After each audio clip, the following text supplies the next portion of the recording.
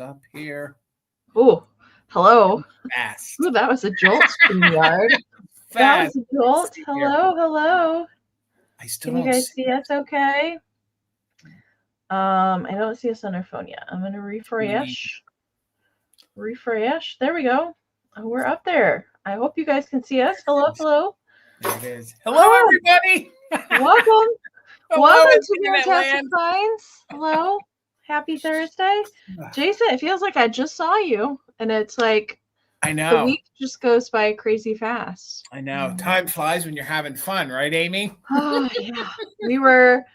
Mama Pam and I just got back maybe about like 2 hours ago from working at the booth today. And we flipped to like some fall, a little bit of Halloween, but mostly fall. And then we're going to go back in a couple weeks and flip to Halloween. And yeah, we were there and it it goes by super fast. Just trying to reorganize and clean and fluff things and bring in new stuff. And yeah, it's quite the process. Then I hate when I'm stocking and I move things and then I don't know where to put them. And then I feel like I upset too much. And then I'm like, I don't have enough time to put all this stuff back. Yeah. I know. Yeah.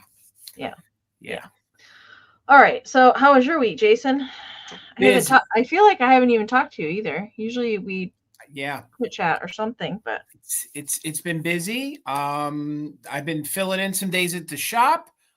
So just busy, and I have to flip the windows at Mother Tucker's, which I think I will do next week. I have a box of Halloween set to the side, some fall things. So hopefully you do a really good job on your windows. Thank you. Thank you. I know the one video you showed, I think it was for Easter when you switched the windows to Easter. Right. Yeah. Well, I hope to film this one. So fingers crossed. Next week, there'll be a video out. I hope so. Fingers crossed. So here we go. We'll get back into this. All right, you guys. We're going to say hello to the friends in the chat. So if you want us to give you a shout out, make sure to type something down in the chat. And then we'll briefly go over how the sale is going to work tonight. And we'll get right into it. And I'm going to scroll. I think I already know who was here early bird when I came to put in our email comment to pin at the top of the chat. Yes, William is at 5:30 p.m. today. Okay. He said somebody else can be first, but still first, William, unless another comment got deleted, which is possible. If you put them in there too early, YouTube deletes them. They do. For fun. They do. Yeah, they just do that. Lisa Shields. Hello. Welcome in. And top 3 tonight is Dusty Moose. Dusty Moose. Yeah. How are you, Dusty? Terry's here. Hey, Terry. Hi, Terry. Good to see you. Catherine's here with us. Hello, Catherine. Welcome in. Janine's here. Hey, Janine. Lily Pond Treasures is here. Hello, Sharon. Good to see you. Hope you're doing well. Miss Shannon Farrar. Hello, Shannon. Hello, Shannon. Good to see you. Kim is here with us tonight, helping out in the chat. Thank you so much, Kim. Appreciate that. And Kim says, hit that thumbs up button. Please. Give me your thumbs. Give me all your thumbs. Thank you. We want your thumbs. like we're playing Tetris at the old bowling alley. That's what it is. Helen. Hello, Helen. Welcome in. Karen G's here. Karen's going to be our bid ender this evening. Thank you so much in advance, Karen. Scroll. Just everybody saying hello. Brian's here. Hey, Brian. Good to see you, Brian. All right, Jason, get your snapping fingers ready. Heidi-ho.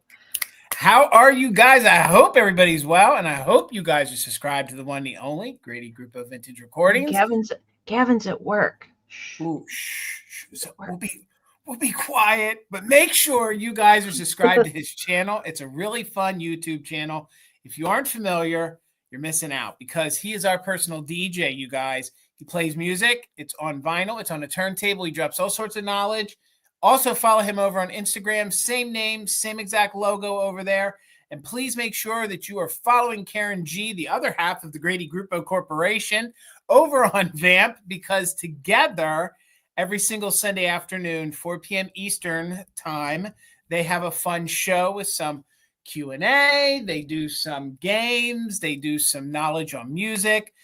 So if you aren't familiar with what Vamp is, you need to head over to the virtual antique marketplace. Make sure you become a buyer. It's a fun platform. And some folks go live over there and do shows, so you can check them out. So thank you so much, Amie. That's my public service. There, except I have too many things on the screen. I have too many things highlighted on the screen. Now I lost my place. Leslie. Hello, Leslie. Good to see you tonight. There's Mama Pam in the chat. Pam. I'm sure she just made it home not very long ago. Stephanie Kite. Hey, lady. Good to see you in the chat tonight. Thanks, Stephanie, for being here. There's Jason's mom. Hey, Linda. Hello, Mom, I love you. And my mother's birthday is this Saturday. She's gonna be turning 21 years old, you guys. 21. Well, don't we know what that means? Happy birthday, Linda. Since we won't be live on Saturday, you get an early happy birthday. Happy birthday, Mom. Early. Happy birthday, Linda. That's exciting. I know that no, we weren't there for her birthday a couple years ago. We weren't there in September. We were there in April, right? Yes, in the spring. Yep. Yeah. Scroll. Who else am I seeing? Tracy. Hey, Tracy. Hi, Tracy. Good to see you. Sandy B is here, and Melanie's with us tonight. Wait, does Melanie have a new avatar? Is that a haunted house? I think so. Yeah, Melanie, what's in the picture? I think it's a haunted house. You guys can't go changing up our pictures because that's how we recognize you in the chat. It's like I lose my safety. It always throws us off. Like, what's going on? Judy's here with us tonight. Judy. AKA Gnarly Jones. Hey, Judy. Good to see you tonight. Miss Gutierrez. Hello, Debbie. Oh, my God. And Debbie sent me over on Instagram after your sale last night. She sent me the Tootsie Roll Pop commercial. Yeah, she sent it to me, too. Oh, my God. And it was the extended version, too. It was the long one, not just the short one. Oh, that was a good walk down memory lane. Thank you, Debbie.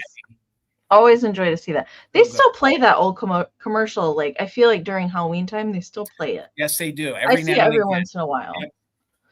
Yep. Cindy Lou is here. Hey, Cindy. Roxanne has joined us tonight. Welcome in. Jean is here. Hey, Jean. Hello, Jean. Good to see you. Welcome.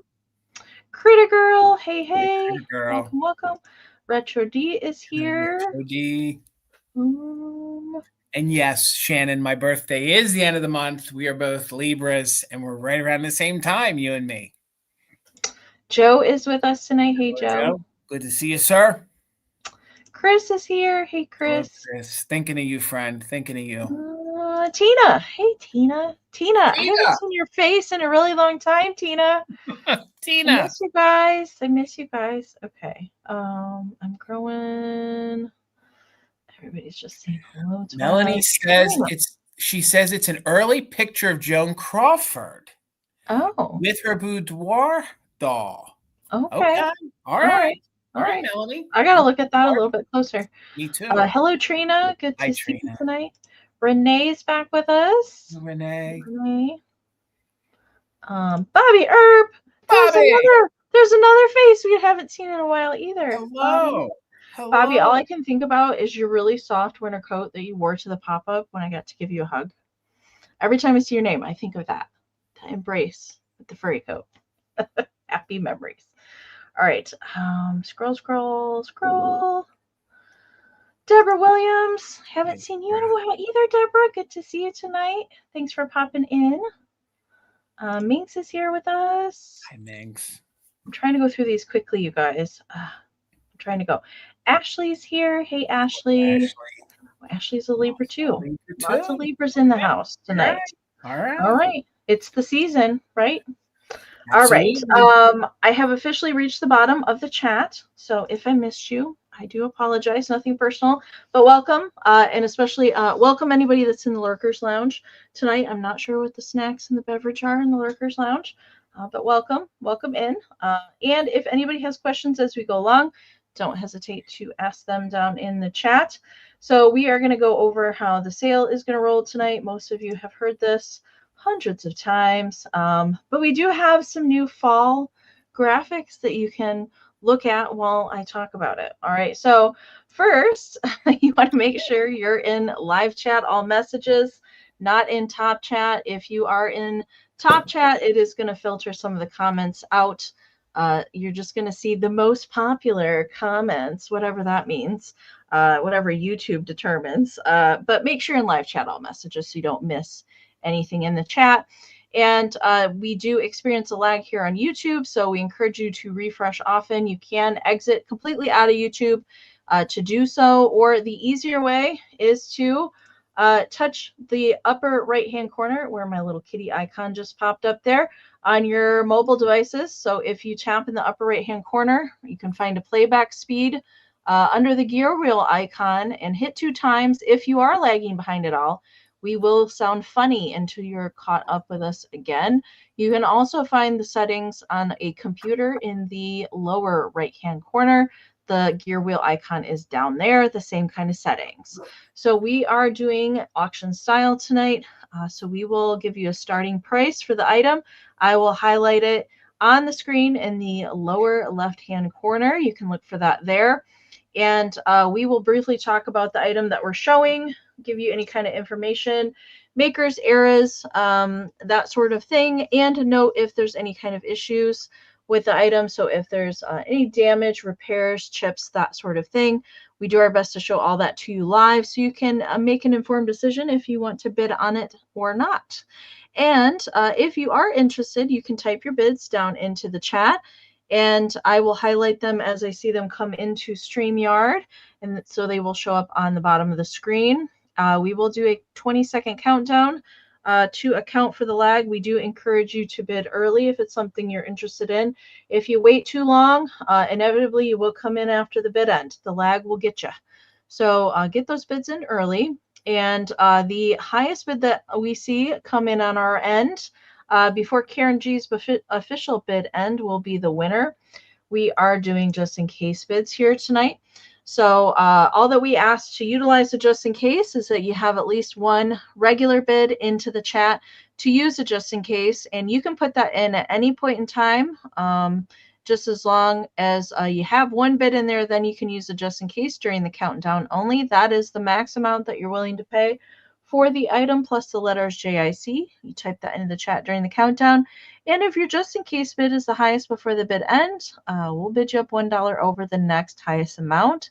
Do keep in mind that multiple just in cases that come in before the bid end do turn into regular bids. If you win an item from either Jason or I tonight, we do need some information from you. We need an email sent to us, and I will show those emails briefly in a moment, but we do need your YouTube screen name, your real name if it's different from your screen name, your full shipping address, and an email that we can send a PayPal invoice to. We do our invoicing only in PayPal. If you don't have a PayPal account, that's okay. You can still shop with us. Just let us know when you send that information that you'd like to check out as a guest. When we send our invoices out, we can send you a direct link to that invoice, and then you can check out with any debit or credit card. Super easy. So no PayPal required. We can always do a guest checkout link. And keep in mind when we do send our invoices out, the payment is due within 24 to 48 hours of receiving that invoice. And here are our emails. They are up here on the screen right now. You can also find all of our information down in the description of the video. And I've also pinned everything up in the top of the chat in a comment. And I do know that my lovely mod squad does a great job at putting them into the chat throughout the sale as well. So that is important to know if you're a brand new buyer to us, to find that information and send us over your info so we can get your goodies to you. Or maybe it's been a while since you shopped with us. It's always good to just send it again. And shipping is not included with the winning bid price of the items tonight. That is additional. We do both use Pirate Ship to get discounted shipping rates versus the full-on retail at the post office. And that is why we need your full shipping address. That's how we calculate your shipping. So it's based on the size and weight of your package and your relation to where we ship from. We do have shipping available to anywhere in the US, Canada, and Australia. I'll let Jason talk about that last point, and then we will talk about our invoicing time this week.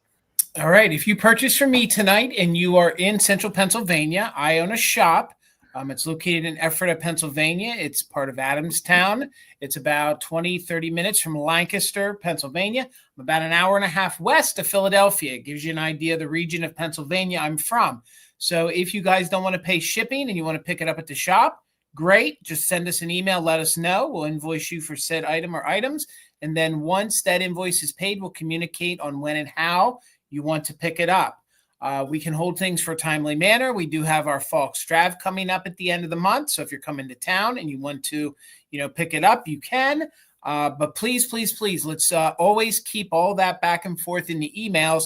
That way we stay on the same page. The last thing I'd want to do is to have you say something in the chat and us not see it, and then it not be there, or us cross paths. So it'd be very important that we discuss it in the email. So as always, Amy, thank you so much. Mm-hmm. If you guys came to my Halloween and fall sale last night and made a purchase, I'm happy to combine ship if you get anything else tonight. I will be doing my invoicing tomorrow. So Friday, at some point, you'll receive an email from me that your invoice has been sent. I will just send an email when it's out there, and I do ship from Michigan. All right. Like I said, I'm in Pennsylvania, so I ship out of Pennsylvania. Sidebar, yes, Karen, all those things behind me, they will be coming up in future live sales here on YouTube. So stay tuned. They will be coming up. But I will be doing all of my packaging. I'm actually going to be doing it tomorrow night, but invoices should still roll out on Saturday. We're celebrating my mother's birthday. So in the event that takes a little bit of a priority or takes over, the invoices will roll out then on Sunday. So you will hear something from us Saturday into Sunday. And then we like to ship things on Monday. So I think that's it for me. Over to you, Miss Amy. All right. I guess we're going to get the show on the road. All right. And I'm going to switch the screen around. There we go. Oh, and Amy, no community share tonight, right? We don't have anybody. Yes, right? we do not have. We did have community share last week. I'm trying to do it every other week. Just because we're low on photos. So no community share after the sale tonight, but I will pop our email up there and I will talk about this. So if anybody has anything, I do have a few to work with, but we can always use some more. Maybe you are getting out your fall and Halloween goodies. We would love to see how you decorate your home for the fall season. You can always email us. It doesn't matter how many photos that you send. Just make sure to include a brief description to go along with the photos so we know how to talk about them and whether you would like your name mentioned or not. But we love to have you guys part of our broadcast. It's so much fun. So you can always email us at ShareMyFindsLive@gmail.com if you have anything you want to send. Please do. Please, please. So we'll be back next week. We'll have community share back next week. Okay. All right, Jason is going to make me go first, as always. So I do have a lot of pixie, fairy, that sort of thing tonight. So we're going to start with some pixies tonight. And these are some salt and pepper shakers. And I love these. I do like this whole line. And these are made by Nesco. And these are called the Helpful Kitchen Pixies. I love these. Helpful Kitchen Pixies. Besides shakers, there's a number of other little kitchen related pieces that you can find. There's like there's an egg timer, there's a scouring pad holder. I'm trying to think of some of the other ones. There's a little dish, like a little kind of ring dish. And I believe that there's sugar bowl and creamer that match with these.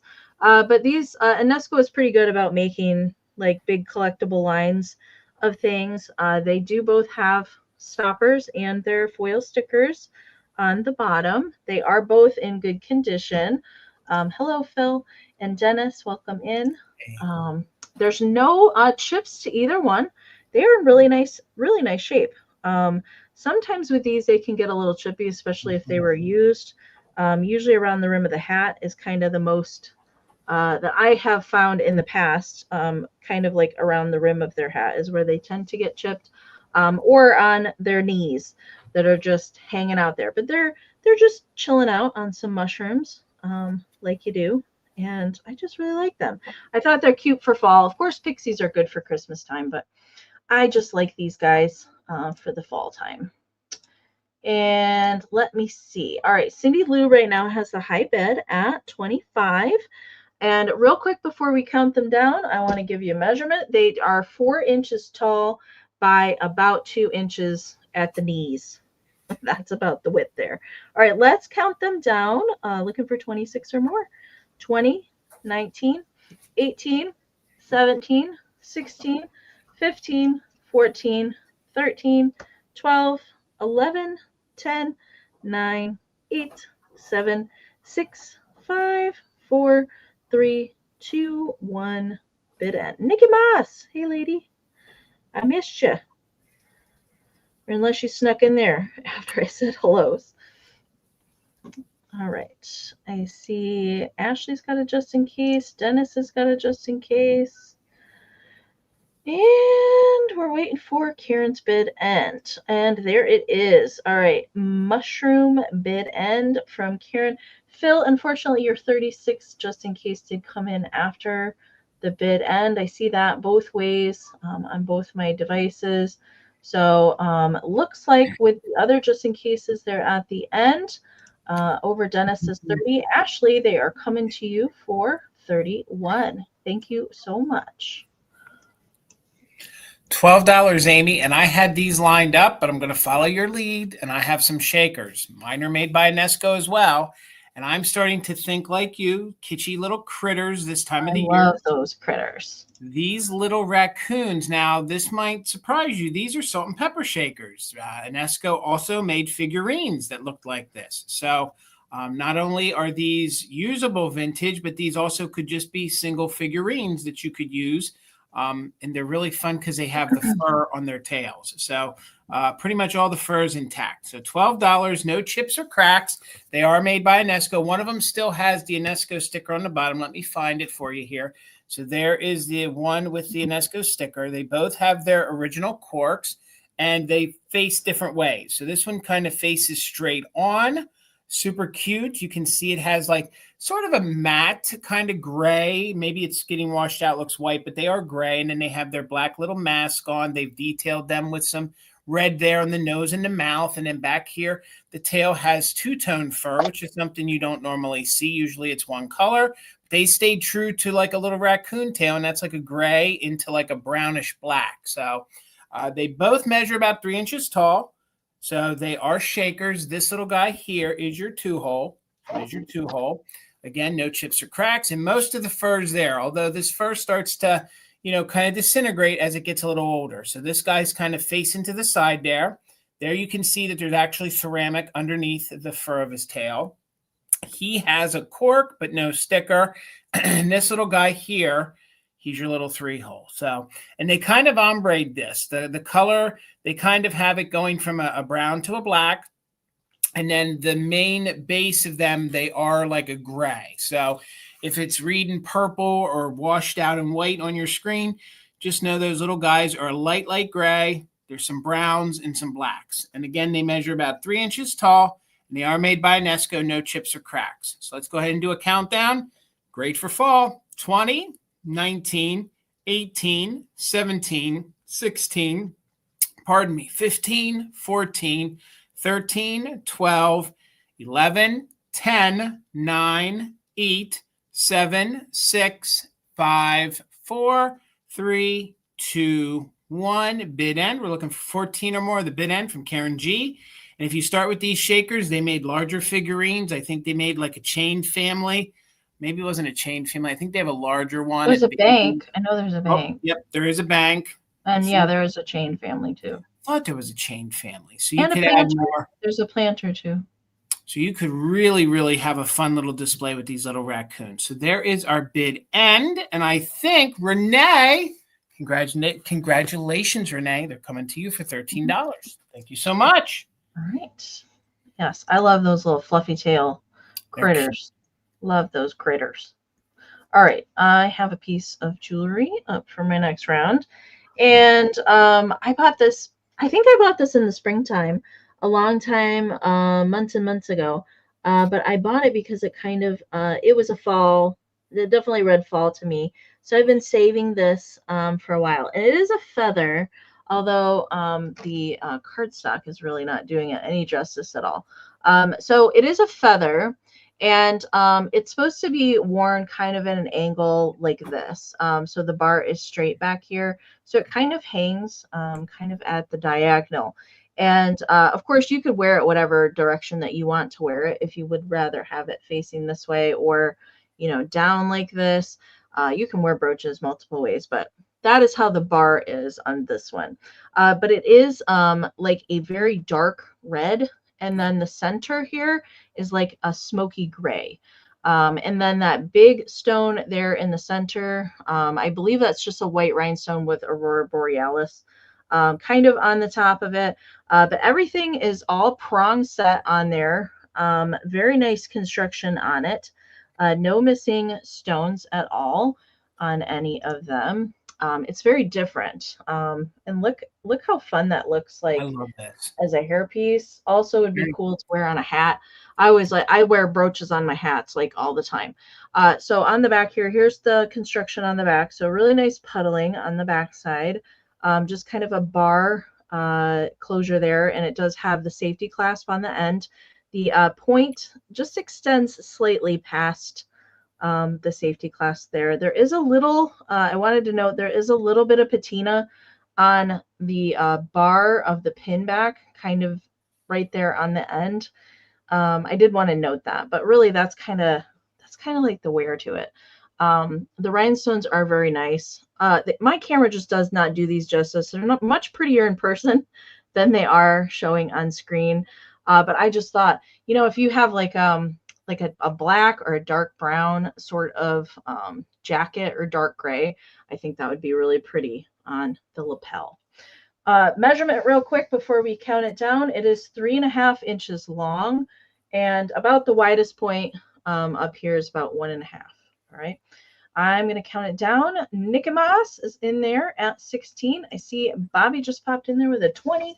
So we're looking for 21 or more. Suzanne, I see at 17, but Bobby's at 20. So we're looking for 21 or more. And I'm going to count it down. 20, 19, 18, 17, 16, 15, 14, 13, 12, 11, 10, 9, 8, 7, 6, 5, 4, 3, 2, 1. Bit end. Aren't they marquee? They marquee cut? I don't know all the stone names. That's that's above my pay grade, Amy. I think they're marquee, but and then there's a couple. These are not the same for like the stem of the feather. I think it's marquee. It's been a long day, you guys. I could be wrong. Marquee. Okay. All right. I'm glad I got that right, Catherine. Thank you. All right, there's the bit end from Karen. Thank you so much. All right, looks like Nikki had a 22 bit, but Miss Bobby Earp had a just in case of 23. So Bobby, it is yours for 23. Congratulations. Thank you so much. All right, thank you, chat. I mean, you guys can always chime in too. You guys can always chime in. $20, Amy, and I tried to bring some warm things, fall things. And this time of the year, it's very nice to have a nice warm amber fairy lamp at your side. You could put a real candle in it or one of these battery operated ones that I have. This is a very gorgeous honey amber one. This is made by the Indiana Glass Company. I'm sure you guys have seen these before. But now is the time you can break these out. They make great centerpieces. You can mix them into your displays. And at $20, this is one of those fairy lamps that you don't have to be afraid to use, okay? So again, like I said, it's made by Indiana Glass. It measures about 6 inches tall. It is about 5 inches across. Usually when I find these have had a rough life. Usually they have chips on them. Sometimes they have some discoloration to them because candles have been used in them. This one is like new. I don't think this one has ever been used. So there is your chimney right there. So you can see it has those diamond style effects to it. This is molded glass. It's kind of, it looks like it is a pattern now. So there's the chimney part. Gorgeous honey amber, no chips around the inside there. Oh, I'm inside the fairy light there. So there's no chips inside there.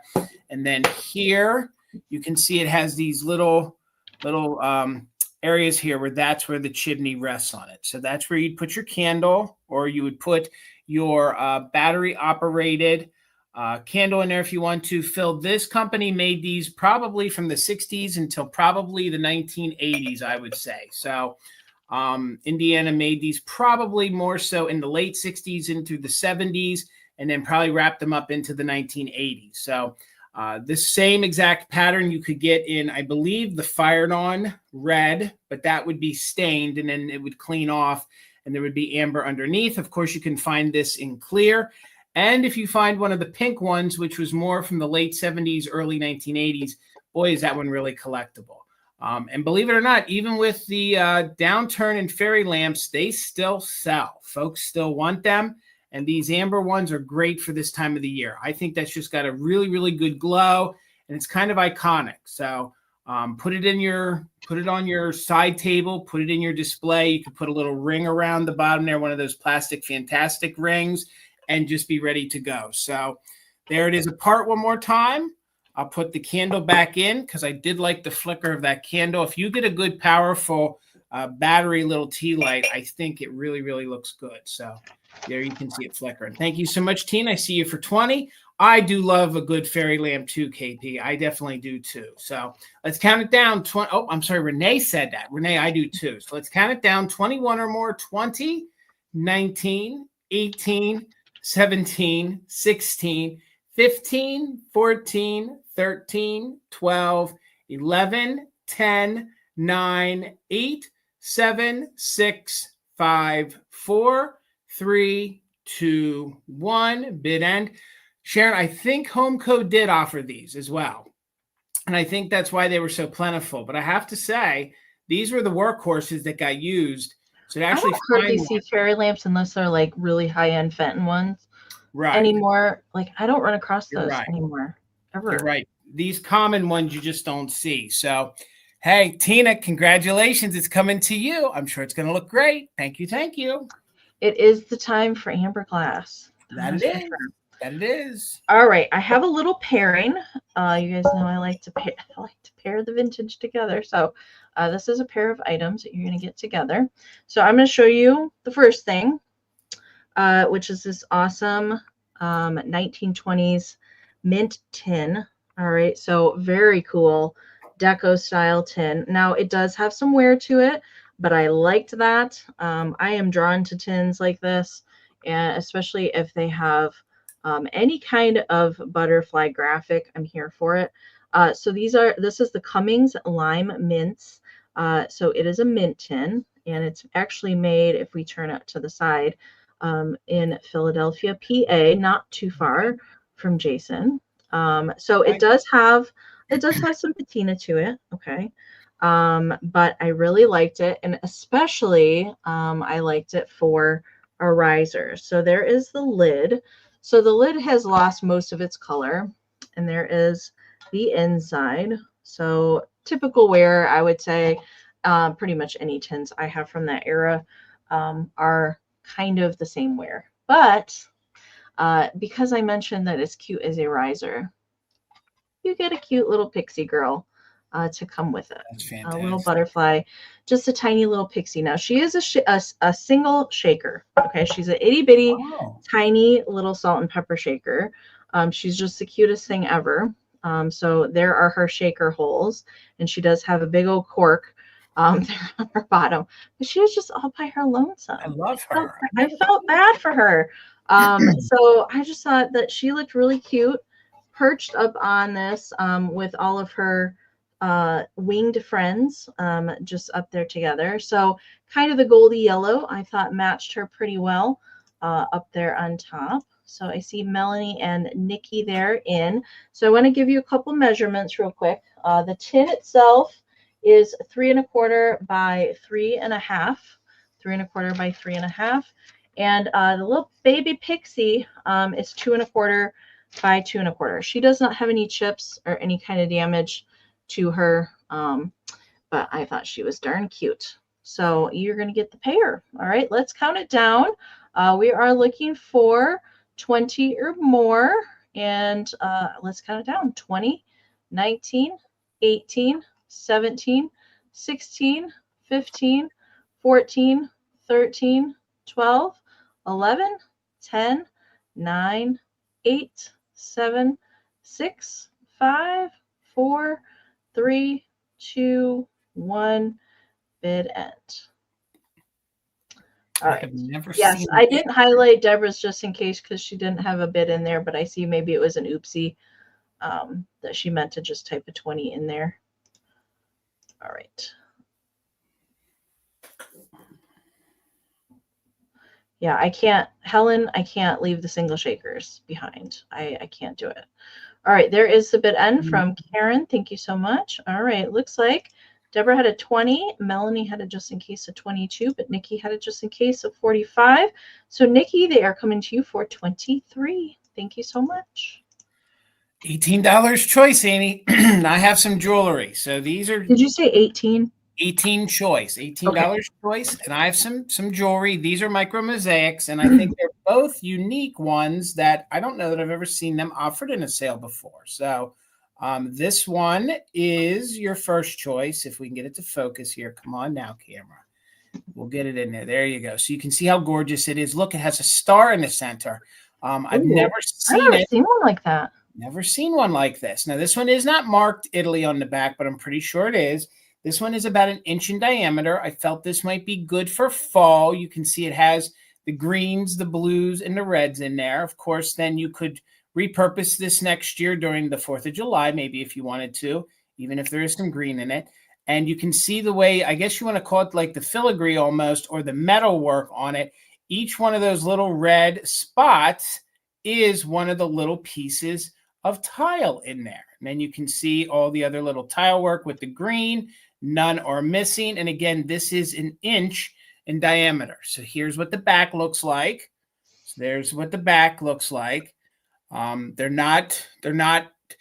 probably 70s. I would say probably 1970s, maybe 1980s with that back. So that'll be your first choice. And that one we're going to call Star. This one. Yeah, I see that too, Joe. This one is super, super unique with the yellow. So the yellow, I get fall vibes from this. And then in other arenas, I get maybe a spring vibe. So you could wear it with the upcoming fall season, then put it away and maybe break it out in the springtime. So this one is an oval one. This one is actually stamped Italy. So there's what the back looks like. So you can see it's stamped Italy. This one measures about 1.25 inches in diameter, and that's at the widest point. Again, the yellow to me is very unique. I don't normally see them do the outline in yellow. And all of those flowers are in super good condition. You can see there's oranges in there. There's some pink in there. There's some blue.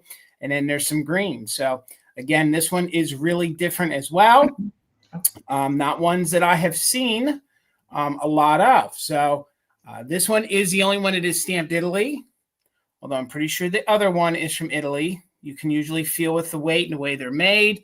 Here's what the side looks like. If we can get that to focus, bring it in there. There you go. You can see there's a side. And again, this one is about 1.25 inches. So, and then this will be your first one. So we're going to call the last one I showed you yellow. And this one's going to be Star. So there are your two to choose from. So we're in with Bobby. And at 22, we're looking for 23 or more. And we are doing just in case for active bidders. So 20, 19, 18, 17, 16, 15, 14, 13, 12, 11, 10, 9, 8, 7, 6, 5, 4, 3, 2, 1. Bid end. Bid end. Words are tough tonight. Roxanne's in at 23. So we're looking for 24 more. It's going to be on choice. This one is not marked Italy. This one is.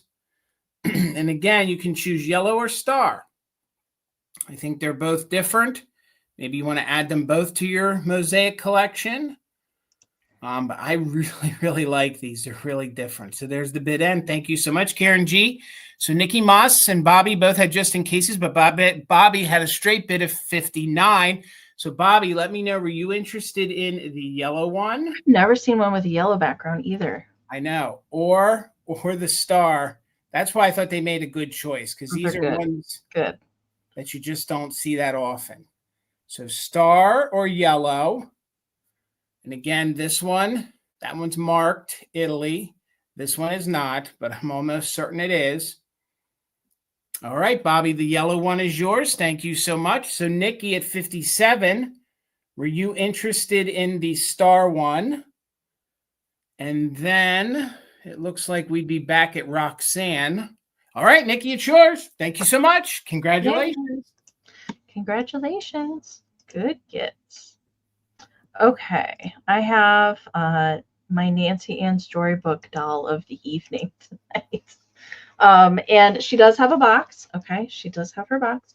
She is a variation of Autumn. I had another variation of Autumn last night, but she does have her original box. So she's from the season series number 92.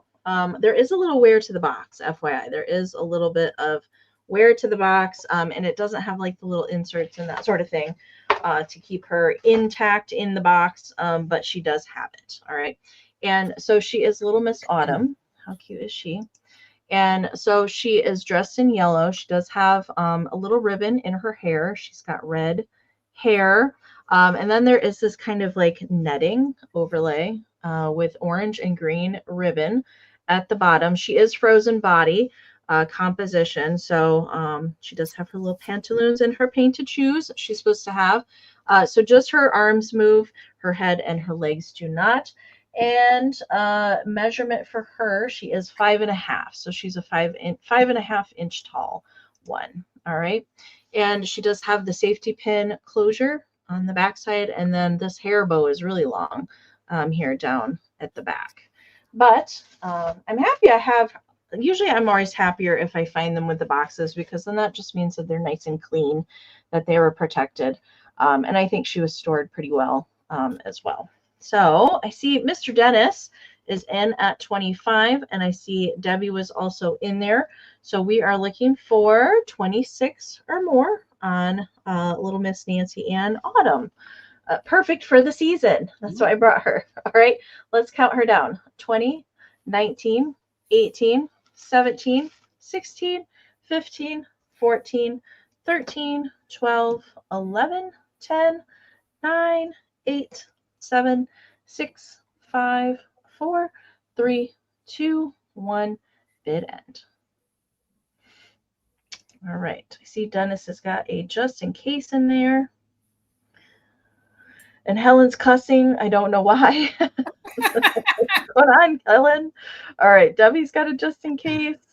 And there is the bid end from Karen. Thank you so much. All right. Looks like Debbie's going to take her for 32. Congratulations, Debbie. Thank you so much. All right, $18, Amy, $18. And this is the way we found her. We did not change anything. There is a little discoloration.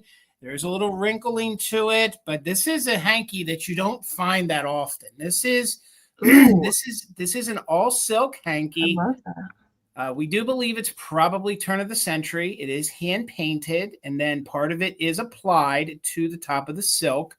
I am going to open it up very quickly. Oh, there's a name on the inside. I didn't even see that there. I can't make it out, but it is stamped. So it is made by a manufacturer. So it is a little wrinkled. It is a little discolored, but it is silk. There are a few little holes in it, but truth be told, this is old and you normally do not find these, okay? So it measures about 8 by 8. It is stamped on the back here that I'm just noticing. I did not see that earlier, why I missed it. Amy, are you able to help me out there and read that on the other side? I can't. Oh, boy. Yeah, I know. I'm trying to see through my screen. It looks like it has an address on it. Something made. It does look like it has an address. Let's say something Mexico.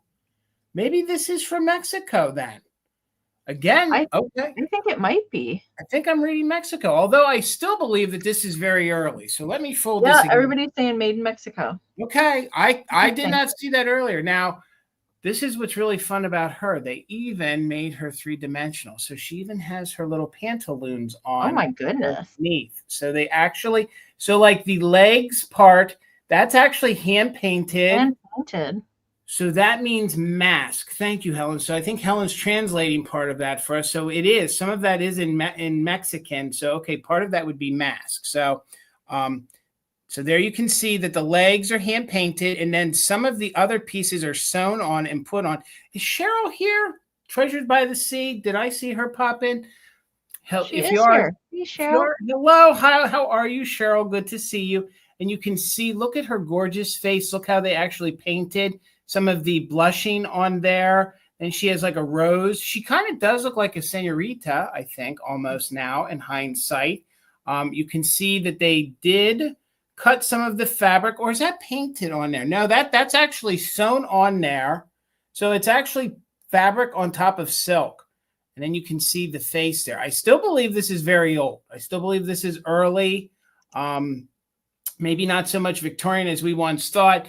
Maybe it's a little bit later into the 1930s, but it is a gorgeous old silk hanky, okay? So there is a little bit of fading to it. There are a few little, areas where there's one or two tiny little holes. But again, I think she's super sweet, and I think she would be great to just decorate with. She's kind of got that old look about, and I just kind of draped her on something. So I just kind of draped her. She would be really nice to frame. I agree. She would. And I just kind of draped it on top of the box in my reel, and I thought it had a really good look. This is kind of a minty sort of green background. Her dress is pink. And a lot of those details, like the lines on there, you can tell that they're all hand painted. So they're all hand painted. And then again, the legs are hand painted. They actually did give her undergarments underneath there. I don't want to pull too hard and tear this. So you can see they did give her undergarments under there. So she is semi three-dimensional. And then the face and all that is hand painted. So, and again, yes, it is in rough condition, but I've never had this style of hanky before. Hanky like that. And I just thought it was very unique. Again, this would be something that you would just kind of drape. Maybe you would frame it. Maybe you would put it in maybe a shadow box, some three-dimensional things. I just thought it was a really, really fun hanky. Let's get in there close. So look at the details on the face there. She almost has like a deco kind of feel about her, kind of Gibson girl, the way they kind of made her face. So, but there is some wear to it. And now I want to do some more research, because even when I was writing my things up earlier today, the light did not show that. But I'm not seeing any interest. That's okay. Maybe I'll do some more. Oh, and before I pass on it, you can see there's the stitching here in the back. Around where I was showing you the stamp, you can see where they did stitch the dress and some of the other pieces onto her. So we'll sit her to the side. Maybe she's in too rough of condition, and we'll bring her back in the recap. We'll keep her moving, Amy. She's very cool. I've never seen a hanky like that, nor have I seen one from Mexico. Okay, I have a choice round, and we're going back to Pixies. And I have a couple of the Maruri, always hard to say that. Maruri, Maruri is the maker for these.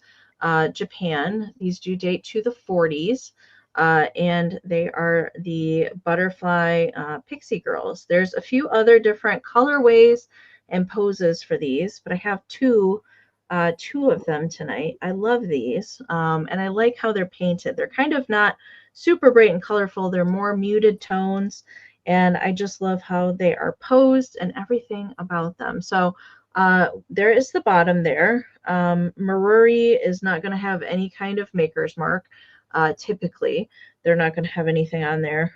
Just made in Japan there on the bottom. So neither one of these have any chips or repairs.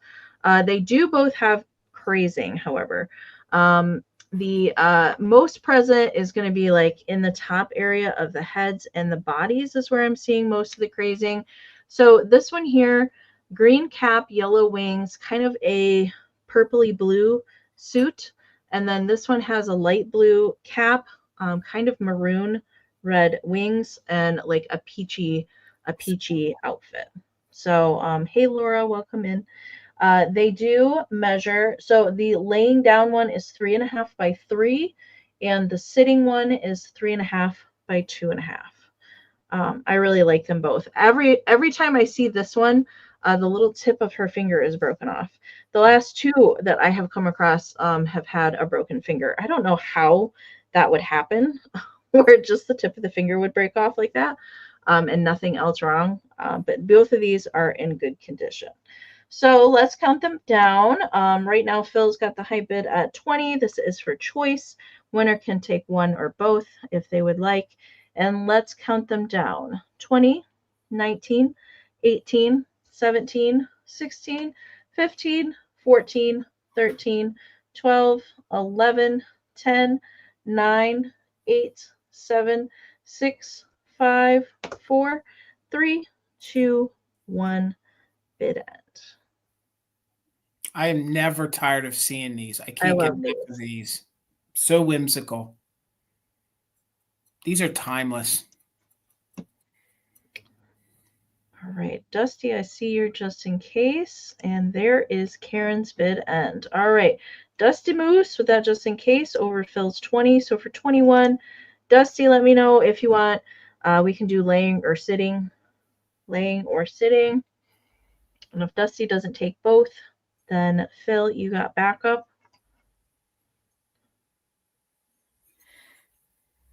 Just wait for the lag there. That one is relaxing. The purple one's got its feet kicked up, just hanging out. Love it. All right, Dusty is going to take the laying one. So this one, Dusty's taking that one. So Phil, if you are interested in Little Miss Sitting Gal, let me know and I can just watch the chat. If Phil passes, I will bring her back at the recap. Thank you so much. $28, Amy. And with these Norcrest owls or birds, there's always little rubs or little nips. So let's break it down here and let me show you what we got going on. I'm going to nitpick, okay? These are all the size of a pin tip, okay? So right there, my finger, there's a little white speck, all right? There's a little white speck right here at the tip, right there. Teeny tiny little white speck there at the tip of the branch, okay? No breaks, just these little rubs or nips. So then over here, there's a little, see if we can get it to focus here, a little, that looks bigger on the camera. It's right there, that little tip right there. And then you have a little tip on tail friend right there, okay? So, and everything else you're seeing is glares. Honest to Pete, they're pin tips, okay?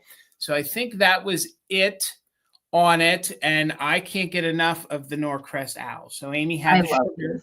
They're my favorite owls. She had the sugar last night. Owls are great for fall, especially when they're sitting on a perch and they have some acorns going on with the leaves.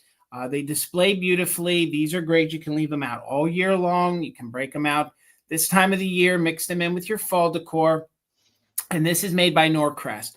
Sometimes, like Lefton, the Norcrest company put on just a generic made in Japan sticker like you see on the bottom here, but this is definitely a Norcrest piece. So you can say that this is either daddy and mommy, maybe mom and baby, whatever you want. These eyes so cute looking up. And those little nips is me nitpicking. When you put this on display, you really don't see those. But I just want everyone to know what they're getting, because some of the, usually every time I find Norcrest birds or owls, they always have some kind of little pin tip nip on them. It's just sort of to be expected. At least there was no breakage to the branch. That's the other thing. And then it totally, you know, makes it a whole thing that it's been extremely repaired. So measurement on this guy, it's about 4.5 inches tall. It's about 3.5 inches across. Little to no crazing on this. There's little to no crazing on it. There's no other condition issues to report. It's just super stinking cute, and it's going to look great all year round or just in the upcoming fall season. So these are a kind of iconic kitsch, definitely could fit into your mid-century if you want to. And if you just have the bluebirds and you want to switch them out, you can put the owls in their place. So they made a longer branch. They made other pieces like Amy talked about last night. So if you start with these, you can collect even more. She sees the shakers. I'm not fortunate enough to see the shakers all that often, but this is really fun. If you have the shakers, you can kind of sit them in front as figurines. And then if you get the bank's a little larger. If you get some of the other pieces, you can mix them into your kitchen. This is just really, really fun. So again, one more time, just so you guys know, they're pin tip right here. The white you see is the way it's supposed to be painted. But if you can just see, I almost had to focus here. A little pin tip right there.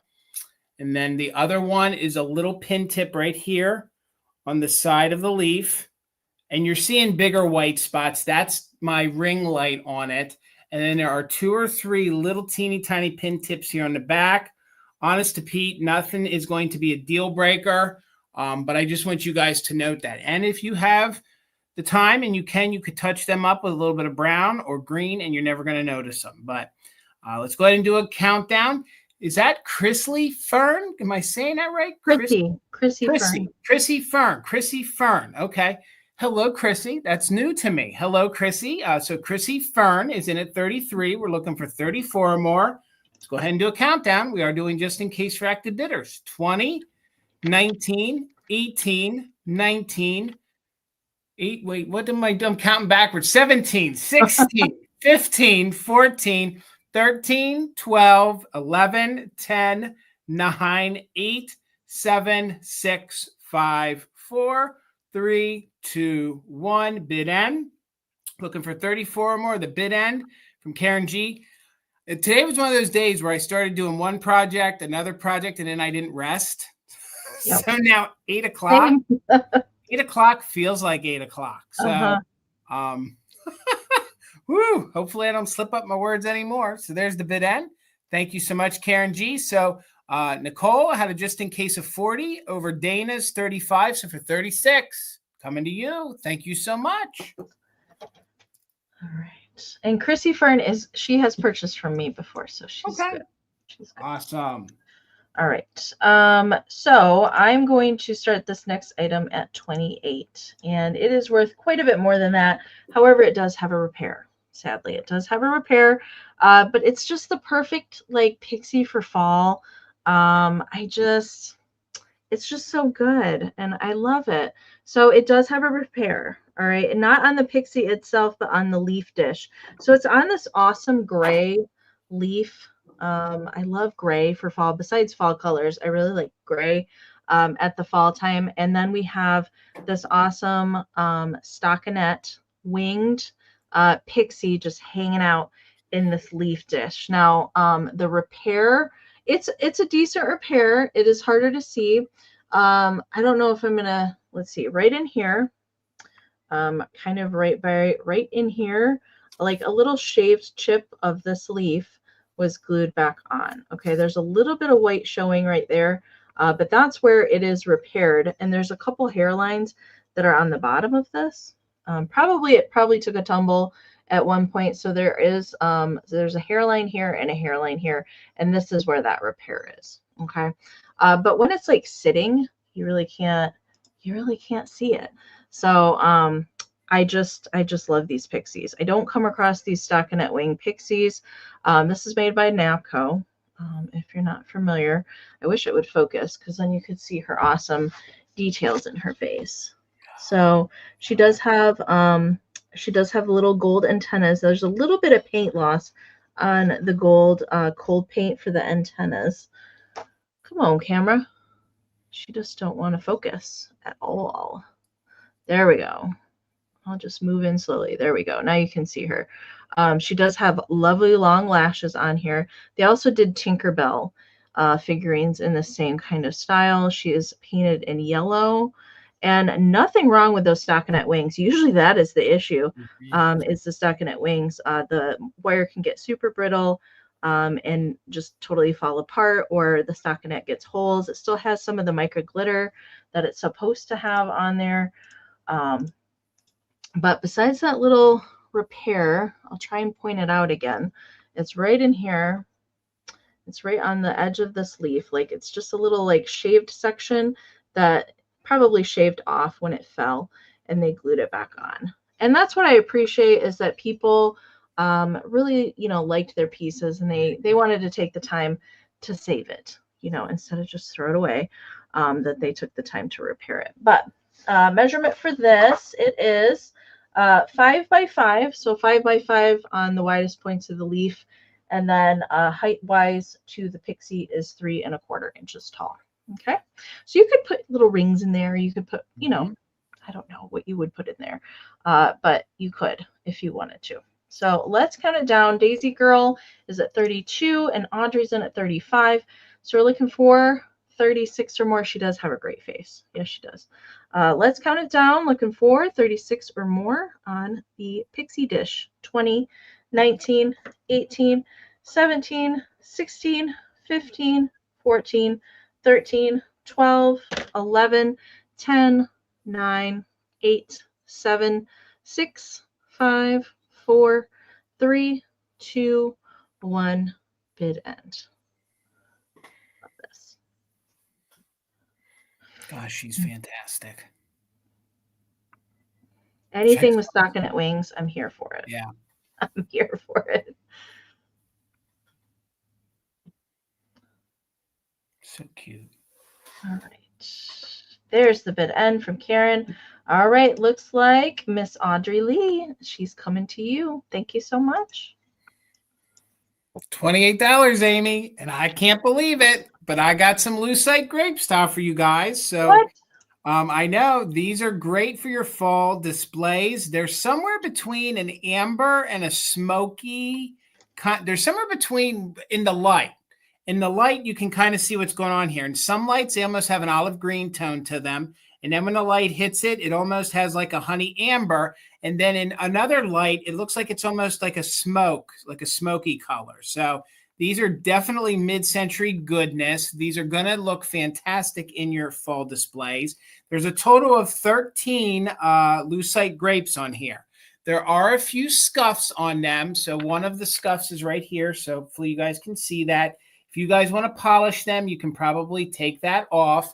But they are nice and tight on their wooden branch, okay? Sometimes these get loose and move around. So the branch is really neat. Sometimes these have just a pale, almost bleached, like blonde piece of wood.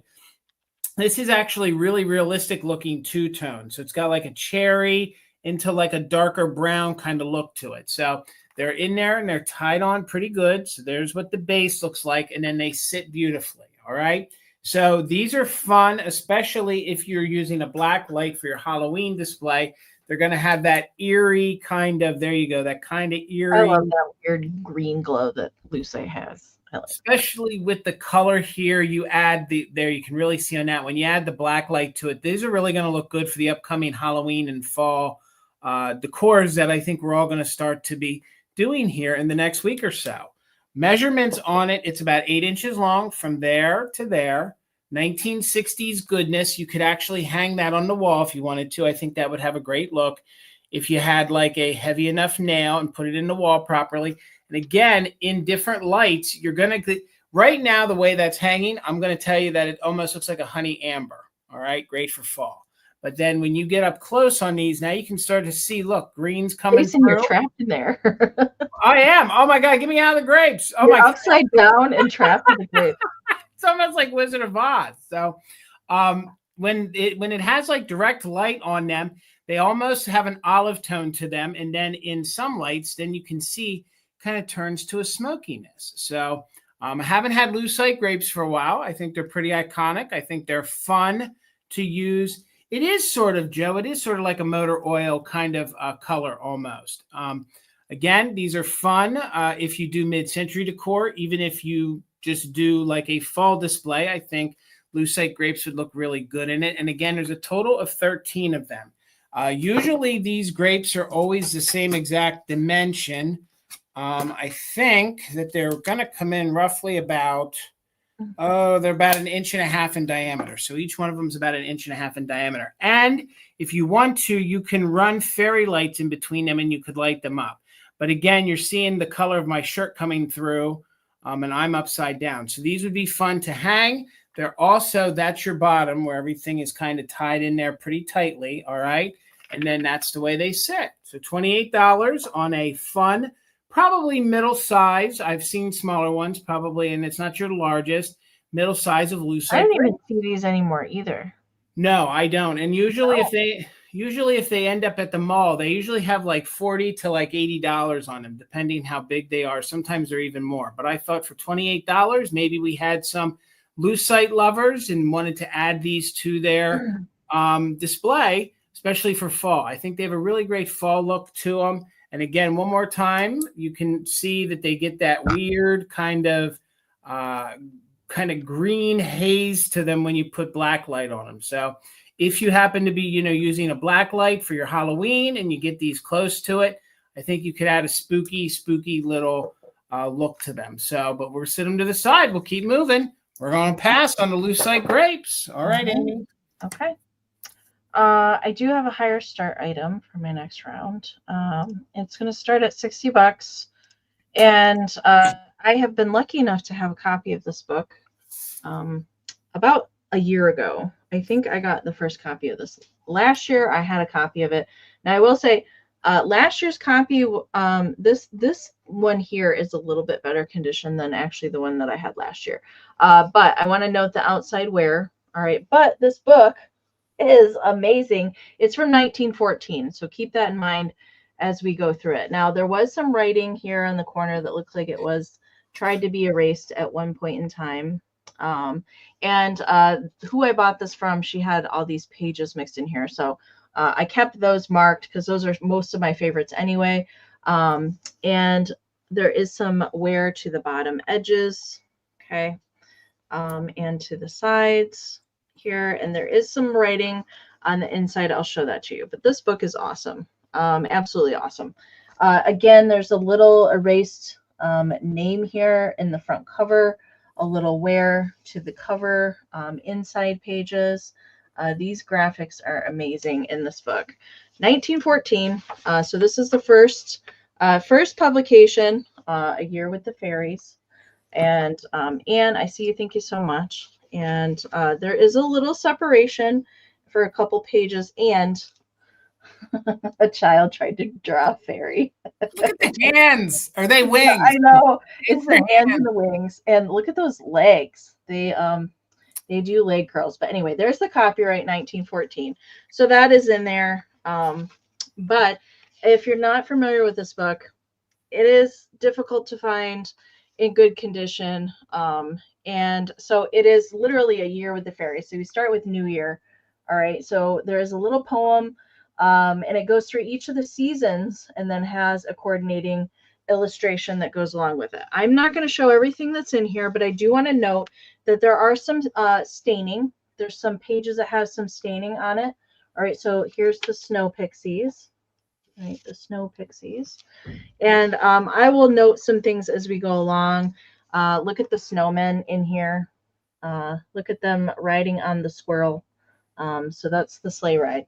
So I will briefly go through the spring ones, but I really want to show you the fall ones because those are actually my favorites that are in here. We have Lady Valentine. Oh, wow. So we have a Valentine pixie. So good. I'm going to skip forward. Here's a mermaid. There's a mermaid here at the bottom of this one, skating on the pond. We're going to skip forward a little bit here. So here's one for St. Patrick's Day. So there's a lot of holiday related ones that are in here. So St. Patrick's Day in here. And here's a couple of the stained pages. So you see that marking there. And on this page, there's a few pages like that have some marking on it. That's Morning Glory there. And we're going to skip ahead to Lady Summer. This is one of my favorites in here. Look at the cute little baby pixie hanging on the flower edge. So good. We haven't even got to the really good ones yet. Here's the fairy's telephone. So look at the spider talking into the flower bud up there at the top, and then she's talking into like the speaker flower from 1914. Mm-hmm. How creative is that? All right, and now we're getting into the fall. All right, here's Lady Fall. I'm trying to not take up too much time, but I do want to show you some of the things. Lady Fall, I absolutely love that one. the colors in that one. And then, yes, there's Halloween. Oh, it's so good. We got the witch and the jack-o'-lantern, the black cat and owl in front of the moon. So good. And then I'll skip ahead a couple. We've got Jack Frost in here, getting ready to paint the snow on the trees. And then we've got the brownies are in here with the turkey for Thanksgiving in here. And yes, there's Christmas. I'm getting there. We've got St. Nicholas, and he's actually flying in a blimp to deliver the presents on that one. And then we are departing for the new year at the end. That is, I think that's the last page in here. Yes, that is the last page. I left a lot not shown in here. There's amazing graphics. There's also, I don't know if that's an airplane. I'm not sure what that is. Probably the same kid that drew the fairy in the front cover. Okay? that little probably kid. All right. Anne is in at 60. So we are looking for 61 or more. Parmesan's awake from his nap. Let's count it down.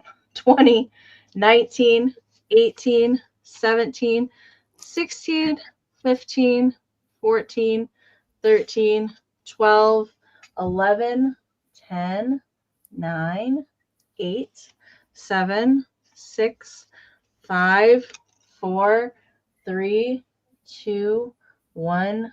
Bit end. There's another mermaid in there. This book never comes around. Never. So good. All right. I think. Oh, Tracy got in there with a 75.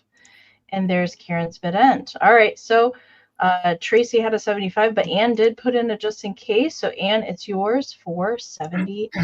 Congratulations. I hope you enjoy looking at it. It's amazing. Thank you so much. Someday I'll find one of those. Someday. It's just cool to look at all the graphics from that era. They are. All right, $48. This will be my highest start. 48. This is one of a kind. These were in fashion in the 1920s and the 1930s. I've brought some of these ribbon girls before, but there were some of the folks that made unique ones like this. Sometimes they made some risque ones, but what this was the art was that they would take scraps from their dresses and then they would make a little lady. So me and Tina are on the fence. We can't tell if this is a little fairy or if it's a little Cupid or cherub. She has her bow there. So you can see that they took the ribbon scraps there. They made like a bow there in the front. Then in Ribbon Girl fashion, the body is made out of cardboard and a hand-painted face. That is real human hair that you can see there. So probably from someone's hair receiver. And it is on silk. So you can see there's a little tear in the back. So it is on a silk background. And then that is actually silk frayed fabric. We don't know if it would have been done intentionally or if it would have been just a scrap that it would have been like a tassel. And then they opened it up. But that is gold. And then they also have another one of those flowered ribbons mixed in. And then that's like a metallic style ribbon that is almost tied in a bow kind of around her midsection. And she's flying, and that is her foot back there. So you can see her foot there. There is her midsection. And then they did put a piece of almost like a pink style ribbon across her chest area. So the face on her, she even has a cute little beauty mark. I don't know if it's picking it up. And she's very, very 1920s, very 1930s. It's a fantastic example of this. I have another one that is considered more risque. Maybe we'll bring it to a future sale. But if you guys want something that is definitely one of a kind, super unique, that's an antique, probably from the probably the early 20s, and they continued this practice into the 1930s. This is just a fantastic example. Again, let me get in so you can see. I'm not sure. I've never seen you bring several like really cool ones of those, but I've never seen you bring one like that. I will say that we tracked this down for an estate. We actually sat through a whole entire sale. Then that auction decided at 7 p.m. they were done and they didn't sell them.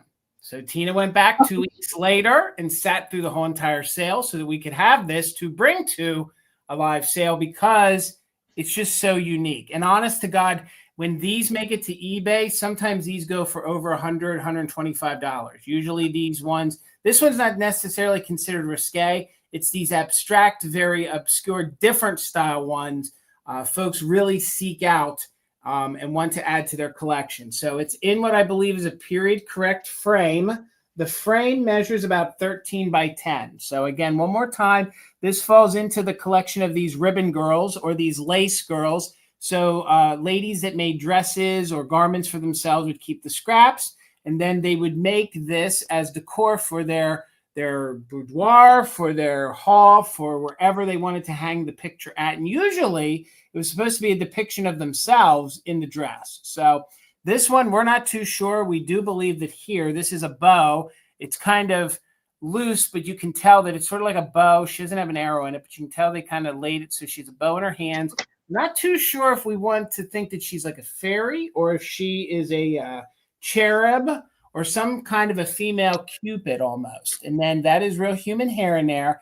And then I'm trying to show you that she is attached to like a silk, a piece of silk. And there is a little hole in the silk. And then we do believe that is silk that the dress is made out of. The ribbon, I'm not too sure. Maybe the ribbon is like a darker velvet. And I also believe that the flowers are little silk flower ribbon that they use. And then you can see that's her little foot back there. So we got Gnarly Jones in at 48. We are looking for 49 or more. And this is definitely a one-of-a-kind piece from the 1920s or the early 1930s. Let's go ahead and do a countdown on her. Oh, there's what the back looks like. So you'll have to hang some kind of material on it to hang. I would probably put this in an easel and put it on like a table or something. I don't know. Or you could hang it on your gallery wall. So back to the countdown. 49 or more, and we are doing just in case for active bidders. 20, 19, 18, 17, 16, 15, 14, 13, 12, 11, 10, 9, 8, 7, 6, 5, 4, 3, 2, 1. Bid end. Definitely a unique piece. Like even if you had Amy's book, could you imagine this on the wall behind it? Just that same aesthetic, that same kind of feel. And they're definitely, even her book, definitely one of a kind, not something that you see. So that book and this, you just don't see this stuff. So there is the bid end. Gnarly, you didn't need it. Coming to you for $48. Thank you so much. Enjoy. That's a good one, Judy. Congratulations. Okay, I have one handmade item for the sale tonight. I am working on some more handmade fall and Halloween stuff, so more of that will be coming. But since I was doing fairies tonight, I've been waiting to make this for quite a while.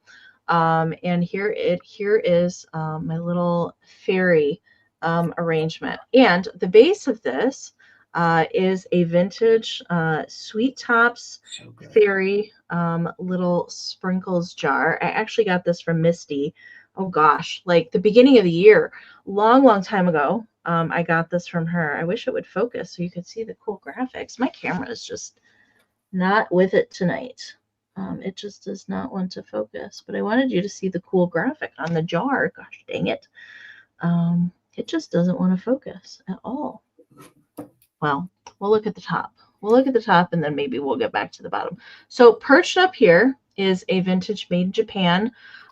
She is originally like a little Christmas ornament. Now, I found her and she did not have a little halo. Okay, so I thought immediately she needed to be a pixie. Or maybe she was originally produced this way and didn't come with a halo, but she has also some little glitter up in her fluffy hair. She is dressed in pink. She also has stockinette wings with glitter. And I gave her the little magic wand. And I also put the little millinery flower in her hair. But everything else that you're seeing is original to her. I did not really alter the pixie at all. I just added to her a little bit. But she's just got the cutest face. And it's kind of like fur. It's like not rabbit fur, but like fluffy fur. There are knee huggers and other angels and such that Japan made with that kind of fluffy hair. and she's perched atop that really cool jar. I just wish that you could see it's so fuzzy and it's not coming in. I just want it to focus. There There you we go. go. There we it is. go. Sweet tops, and you can see the fairy is putting her fairy dust all over the cake there. So And it still has the original sprinkles on the inside. I came that way. I didn't want to discard them. I think it's awesome that they're still in there. And usually with jars and such, I glue the lids, but I did not glue this one. So you could take the lid off, put glitter in there, put whatever else that you wanted to put in there. Just be careful twisting the lid off so it is not permanent on there if you want to change out the inside. But I just love the graphic. I knew exactly when I got this what was going to live on here. I just haven't had time to finish it. She does have her Made in Japan sticker there on the back side. And this is glass, FYI. This is glass. Okay. Measurement for it, it is 8 inches tall and about 4 inches. Anything that's hanging off, that's where I get the width from. This was actually like a vintage 1960s package topper, wired package toppers. They were actually new old stock. And I have silver ones like that too, but she just needed a magic wand. Ping. All right, let's count it down. Renee's in at 40, so we're looking for 41 or more. Let's count it down. 20, 19, 18, 17, 16, 15, 14, 13, 12, 11, 10, 9, 8, 7, 6, 5, 4, 3, 2, 1. Bid end. Stacy Kurtz, good to see you. Yeah, don't eat the sprinkles. I mean, Jason survived eating butter bits from 1966 or something. I licked the butter bit. I didn't digest it. Right. You didn't ingest the butter bit. You just tasted it. I know. Oh, and you survived to tell the tale. All right, there's a bid end from Karen. Thank you so much. All right, so it looks like Stacy was in there with a just in case of 60. Nikki came back in there with a just in case of 65 and back in there again with a straight bid of 70. So Nikki, congratulations. She's coming to you to grant all of your wishes. Thank you so much. All right, $16. And I have a Halloween piece. It's from the 1990s. It is a planter. It is a haunted house. So I find that this 80s and 90s Halloween is so cool. Really, I saw that interview. That is so cool. Really collectible, and I don't think that they made a ton of it. So to have it and mix it in with your older, 50s or 60s Halloween, I think is fun. So this is a planter. So there is the opening for it. They do have some styrofoam that is stuck there in the bottom, but other than that, is it in very well? Should I say there is some roughness back here? Let's see if I can show it here. There is some roughness. It looks like there's a little bit of flaking right here. I don't know if that's into manufacturing or what, but hey, it's Halloween. It's a haunted house. It kind of gives it the aesthetic and the look. So I love the curvature to the roof. The roof is a purple tone. We have Ghost Friend popping out of the upper window there. I love the face down here on the little jack-o'-lantern.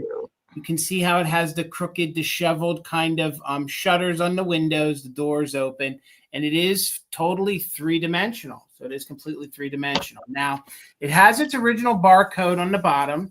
It is made in Taiwan. It is stamped and embossed on the bottom that it is from 1991, and it is the Holland Floral Company, and it actually says it is the Haunted House planter there on the bottom, so we know it for sure. So no chips or cracks except for whatever that is going on here in the back. I don't know if that's just like flaking or what's going on. It feels like some of the clear coat came off, but other than that, really, really cute, really fun. So there's the side of the house. It's kind of a Victorian style house almost with some gingerbread going on there midway through. There's the back. So you could pop maybe a Halloween bottle brush tree out of there. But if you just wanted to use it in your display as a house, it really doesn't even show like a planter. So it measures 6.5 inches tall. So it is a nice size. 6.5 inches tall. It's about 4 1/4 inches wide. And of course, it's kind of squared. So it's almost about the same measurement there depth-wise. So I did my best to get down in there and like get into the crevasses. I couldn't. Crevasses. crevasses. I couldn't get down there all the way. And some of that styrofoam is kind of glued in there pretty good. But if that bothers you, maybe you could get down there with something. But honestly, you are not going to see it. So Deborah, thank you so much for the 16. We're looking for 17 or more. Let me get in there one more time. So you can see Ghost Friend. And then down there by the porch, we have little jack-o'-lantern, very kitschy, kind of mouth open. Ooh, going on down there, haunted little house. So 17 or more, counting it down just in case for active bidders from 20, 19, 18, 17, 16, 15, 14, 13, 12, 11, 10, 9, 8, 7, 6, 5, 4, 3, 2, 1. Bid end. I do too, Dusty. He's even got that. That's just underneath. The black is underneath the glaze. But I love how he's busting out. And I'm a fan of the non-scary Halloween. I like the kitschy, kind of friendly, kind of Halloween look. So that was definitely up my alley. So, all righty. Bid end. Congratulations. Tirza, good to see you, friend. Deborah, it's yours. Thank you so much. Congratulations. Don't fall down the crevasses. No, please don't. Be careful when you're out scaling those rock faces. Don't fall in the crevasses. Yes. All right. I do have another higher dollar start item. This is worth a lot more than what I'm starting it at. I did find this over the weekend. I had it previewed in my sale because it's just kind of fall colored. And it's gorgeous. If I don't have anybody interested in it, that's okay. I will do something else with it. But I had to bring this because I don't get to see these, number one. So this is an amazing beveled amber glass jewelry casket. And with the ormolu, it is absolutely gorgeous. It's really nice condition as well. And I just like the shape of it. Usually if I do see these, they're just basic round with clear bevel glass, and that's it. But I really liked that this was amber glass, number one. And then it also has the amber tufted on the inside. So perfect kind of like fall display thing. I mean, obviously this is for jewelry, but you could do whatever you want to do with it. Now, condition wise, I don't see any chipping or any cracks to any of the panels of glass. So all three panels of glass. So we have two windows on each side. All right, we'll turn it around. It has got my fingerprints on it, and I will clean that. But I just love how the lid opens on this one. And the hinge is good condition. Really the only wear to this, and I could see one spot back here on the back. There's a little patina right in here, kind of back here. But the construction is really well done on it. It does have nails holding the base in place. So it's also velvet on the bottom. Most of these are French. Most of these are French made. Oh, it needs a pixie lounging in there. Yeah, you're right, Renee. I could use a pixie. That is for sure. This is a big one. Usually these go for hundreds of dollars, I will say. I had this, picked it up over the weekend, and I was like, gosh, that is quite the thing. And there is a matching perfume bottle in the beveled amber glass that actually matches this. And I love the little clasp that you open it with. That is good condition. The hinge is also nice condition on there.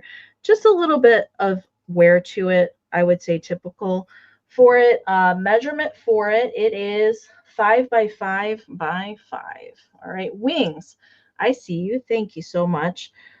So this I would just imagine filled with like some amber rhinestone brooches. I think would be really lovely. And you can display it with the window open. You just don't want to go moving it so it slams shut, but you can definitely leave it open. But I think it's in really, really nice condition. All right, let's count it down. Wings is in at 65, so we're looking for 66 or more. And I'm going to count it down. 20, 19, 18, 17, 16, 15, 14, 13, 12, 11, 10, 9, 8, 7, 6, 5, 4, 3, 2, 1. Bid end. Leslie, the metal work on here is called ormolu filigree. Ormolu filigree. And typically these are made in France with the beveled glass like that. All right, wings is here just in case. And it's heavy too. My arm's getting a workout. All right, there's the bid end from Karen. Thank you so much. Wings, it's coming to you. Thank you so very much. All right, Amy, $30. I have another piece of amber glass tonight. This is made by Ellie Smith. It is Moon and Stars. It is the smaller sized compote, which is not one that you find that often. There's 3 different sizes. Usually you find the middle size more common. The larger one is really hard to find, and the smaller one is probably somewhere in between the two. These are notorious for getting chips here on the tips. This has no chips. So that was a big selling point for me, is that there's absolutely no damage to this piece. And again, this is made by Ellie Smith. This is Moon and Stars. So this is a patterned glass piece. LG Wright is the one that made the pattern, and then Ellie Smith made these colored pieces in the 1960s and 70s. It is a honey amber. This would be great to fill with some candy corn for the upcoming season. This is great for all year round. And again, the big selling point is there are no chips. Again, I said earlier, this is the smaller one. This comes in at 8 inches tall. So that's from the finial to the base, 8 inches tall, and it is about 4.5 inches across. This is probably my favorite sized compote, and this one is the most rounded of the compotes, and when the lid's on, it looks like a one piece. But then when you get up close, then when you take it off, you can see it's 2 piece. The larger one and the middle-sized one, you can kind of see there's a bigger gap in the lid. This size I really love. Again, down here, it's cubed in the middle, so we know that that's the LG Wright pattern, Ellie Smith. If it was kind of spiraled in the middle, then Kanawa Glass made it. Again, it has the Moon and Star pattern here on the base. It has the Moon and Star pattern right here. So again, broken record, but I have to. Folks think that that is the moon and then that's the star.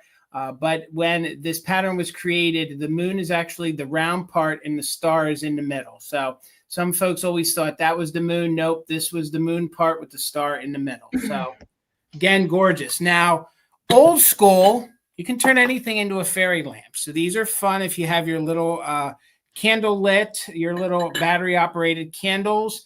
You can go ahead and put that in there and it's going to glimmer and flicker, especially heading into the darker times here in the months coming up. When it's colder, you could put that in there and you could turn this into a fairy lamp. I think this would look really, really neat if you had that flickering, maybe on your mantle, maybe on your coffee table, maybe use this as a centerpiece for the upcoming holiday.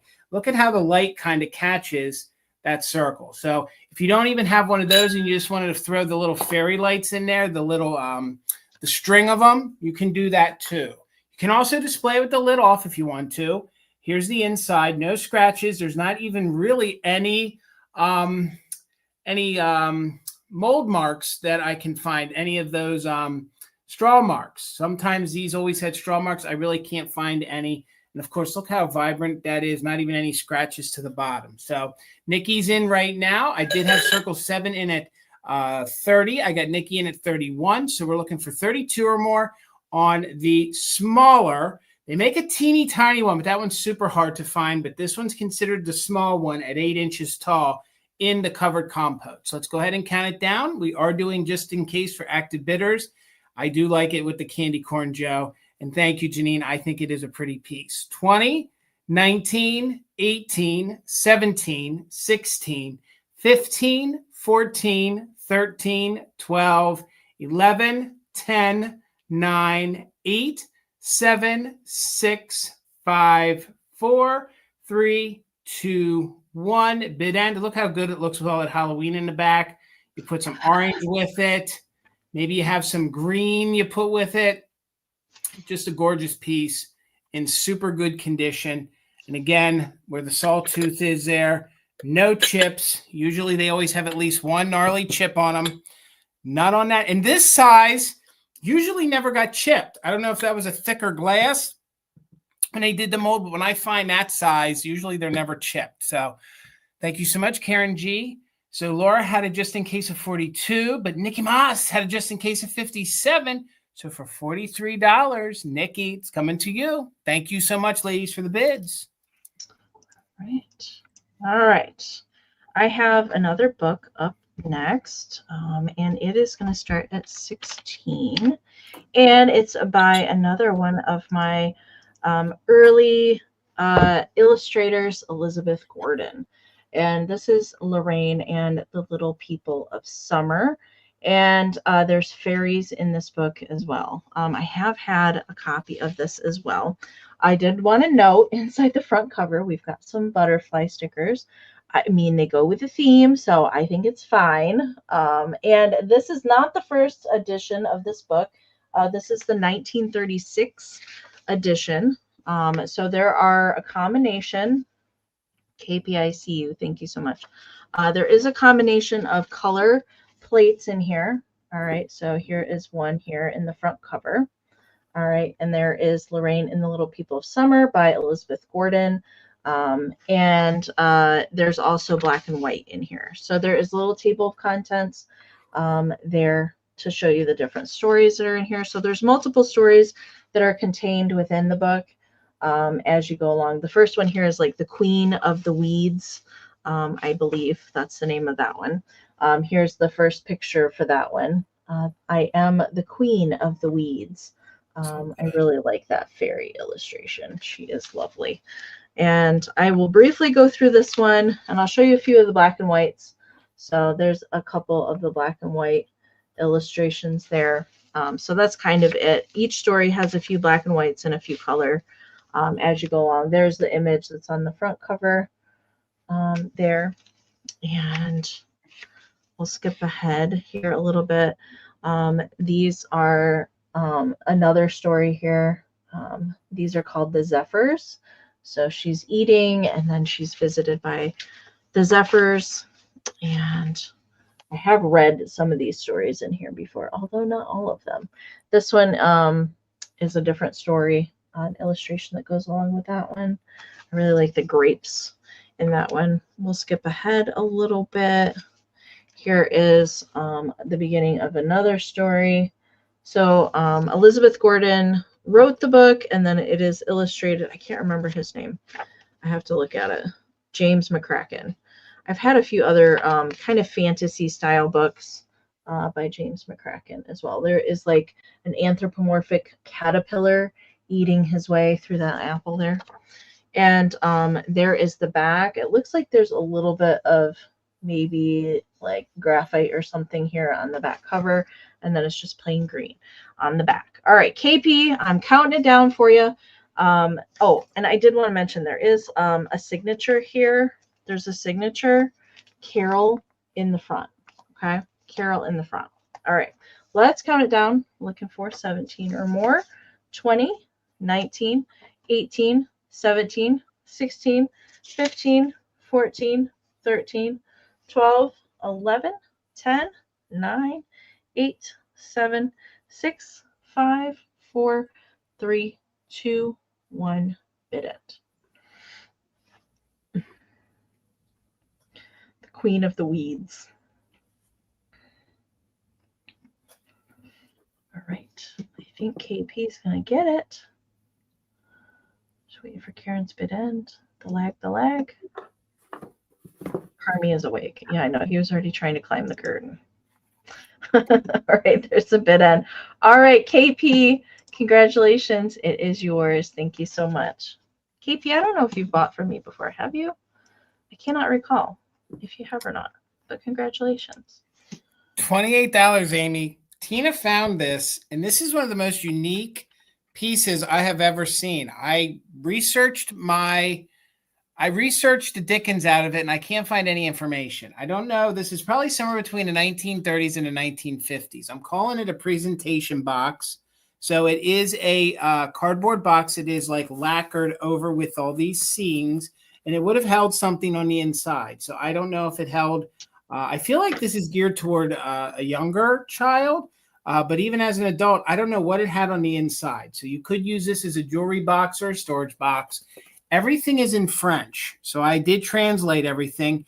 And it says nursery rhymes. So this is when you translate this, it is, translates into fairy tales. So it says fairy tales. And then this box is from Paris, France. So each one of these is a depiction of a fairy tale on each side of this box. So this is really, really fun. The graphics on it, the way the illustrations are, it makes me think that this is very 1930s, okay? So it is kind of a domed box, okay? So if you guys love nursery rhymes or fairy tales, I thought this would be really, really fun for you. So here on your top, this is Sleeping Beauty. So this is their depiction of Sleeping Beauty. You can see that she's sort of in her French Quarter there. She's laying in bed. You can see they have the long drawn curtains, and there is some wear. So you can see there is some wear, but overall, this is almost as if they lacquered the paper on top of the box. So no Google imaging. There was no way that I could find this. I couldn't even translate to tell you what was in it. So I don't know. Maybe a clock was sold in it. Jewelry, I'm not too sure. So if you guys love fairy tales, this might be a fun box for you. So here, look at this fun depiction here. Of course, this is Little Red Riding Hood. Look, you have Little Red Riding Hood right there. Right there. Look at that fun kind of whimsical tree. Look at their spin La on. Petite Chaperon Rouge. And what I love is now Google Image, it will translate. So all I did was take my phone and hold it, and it literally translated to what each one of these were. So it would be so great if you were like, she does look like a Disney princess. So here, this fairy tale here, clock, I'm thinking too, Joe, it was either clock or powder, but I love how this is like an adult spin on a lot of these, on these fairy tales. So this is Bluebeard, words are tough tonight, Bluebeard. Look at the castle back there. Look, you have the gal up there. So again, if you know these stories, these are really fun. I know a lot of folks here collect fairy tale books. I know they love anything that has to do with fairy tales or nursery rhymes. I thought this would be a great riser maybe in your display. Maybe you want to store some jewelry in here. The back here, this is Tom Tom, the story on him. This one I think is really, really fun. This one is, I believe this one, I had to write it down so I didn't forget. This one is Puss in Boots. Look at the kitty cat with his hat. Look at the carriage and all those fun things in the background. Look at the tail on him. Isn't he super cute? I love this version. Looks like a skunk with a tail like that. Well, that's the way. Well, it was the French artist. Like it. It's so different. They had their own spin on it. I think it's just a whimsical, fun, unique, different box. There's what the bottom looks like. Again, I'm not too sure. I'm going to call it a presentation box. Puss in Boots. Yep. I don't know what sat in there, but it was like a octagon. Yeah, I think I'm with Joe. I think it was probably a clock, like an probably alarm clock or powder or one of the two. And again, this is a cardboard box that is lacquered. It is a nice size. It measures about 8 inches wide. So it's about 8 inches wide. And then roughly here from the side, it's 2.5 inches tall. So again, could you imagine using this, maybe gifting this to a youngster as their jewelry box? Especially if you guys have some whimsical, maybe Victorian, maybe Deco, French style decor. Maybe you guys have some of these old versions of the fairy tale books and you want to, maybe add this to your collection. The worst of the damage is right here in this corner. But I literally did everything I could do with Google Image to try to research. Thank you, Tracy. I love it too. And I'm basing the $28 just on the fact that these presentation boxes usually go for that or more. And I really have to tell you, I think this is a harder to find piece. So this isn't just like a discarded piece. This is fun because it has all these different fairy tales. So one more time right there, we had Sleeping Beauty here. So we have Sleeping Beauty. Look at the detail. Let me get in there so you guys can see. Tracy thinks it had a compact. It could have been a compact too. I don't know, but whatever it was deep. It would have been deep. It probably could have been a powder or a compact that would have sat in there. But again, I tried to research. There's no manufacturer listed on the box anywhere? No, nowhere. Nope. The only thing it has, and then that actually translates up there. Of course, the Paris, France is in is in English. But then when you translate that, when I put the translator to it, it basically just said fairy tale box. That's what it was. It It was almost makes me think maybe there was like a Limoges, could have piece been. of some sort in there, Could have been. Limoges, I could picture coming in a fancy box like that. Again, I think Puss in Boots is really fun. And this has to be somewhere between the 1930s and the 1950s. And then we'll just show you that side one more time. That's Bluebeard over there because he's got a blue beard. Bluebeard is amazing. But again, all right, we'll just sit it to the side. And maybe it was too unique for tonight. Again, I don't know. That could be one of those boxes that could be worth more than that. But we'll bring it back. I've never seen a box like that. No, it's I was trying to even see if I could find one that was similar to that. I couldn't. There's nothing. That's very cool. Nothing. All right. I don't know how I'm going to show this, but I have a piece of Bakelite for my next round, and that is not helping. There's the true color. There we go. It is a buckle, so it's carved Bakelite in this kind of flower motif here. And it's good condition on it. I don't get to bring Bakelite to sales very often. I have brought a couple pieces over the years, but not very many. But I loved this rusty burnt orange color for fall time. Do you guys remember back in the 90s t-shirt ties? Do you remember that? Yes. When you used to take the bottom of your shirt. Let's see if we can do this. Take the bottom of your shirt and they looked like this too. It was like a shirt buckle that you would put like in the corner of your shirt. Who remembers that? Because the second I saw that, I had a flashback because I used to wear them. I used to wear those in like middle school. The t-shirt ties, they were like all the rage. But I had to get this. It just screamed fall to me. I don't know. You could do a lot of things with it. You could, obviously it was a belt buckle. But you could weave some ribbon in there, turn it into a hair thing, put it on a hat. You could, if you wanted to, weave it and then turn it into a brooch. I think you could do multiple things with this. I just couldn't leave it behind. And I wish it had the belt that went along with it originally, but it did not. Measurement for it is 2 3/4 by 2.5. So it is, it's not amber and it's not orange. It's not red, like true cherry red, like a lot of the Bakelite is cherry red. It's definitely like a rusty brown color. I just really liked it. Really liked it. All right, and I have a couple bangles. I have a couple Bakelite bangles that I break out and wear every once in a while. But I don't own a lot of it, but I do appreciate it anytime that I see it.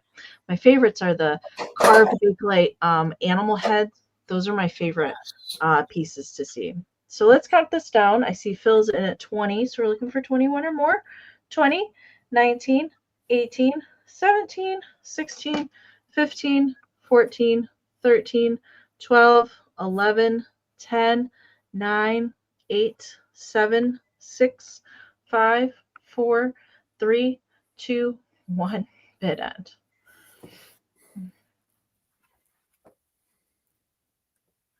Mama Pam also rocked the t-shirt tie. Just saying. When we used to do, Mama Pam used to do craft shows back when I was little. So we would wear matching outfits a lot of the times. Jean overall dresses were a big thing with turtlenecks, but we also rocked the t-shirt ties matching. Yeah. I'll have to dig out some of those old craft show photos and share those sometime.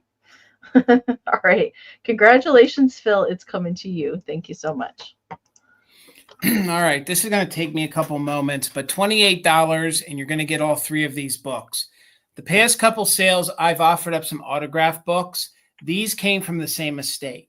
So for your $28, you're going to get 3 books from the 1800s, okay? So the front book right here has some writings in it. Probably a quarter of it has writings in it.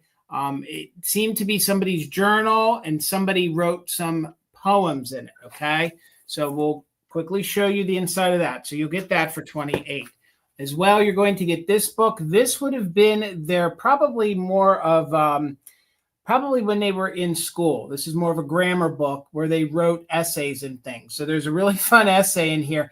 There's essays in here that are dated 1880. So all the writings in here are from around 1880. And there's like ones about George Washington, and there's actually the 7 Wonders of the World, which is really interesting to read these, how they were taught it in the 1880s. So you will get that. And these are all very, very old books. And these books definitely would have been more expensive books with the designs on and so forth. This alone is worth more than 28.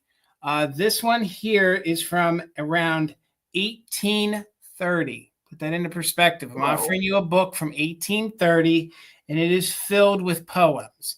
I am not sure if they are poems that they wrote from somebody else or if they're one-of-a-kind poems, but we're going to spend most of the time on this. So $28, you're going to get this book. And on the side here, it says album.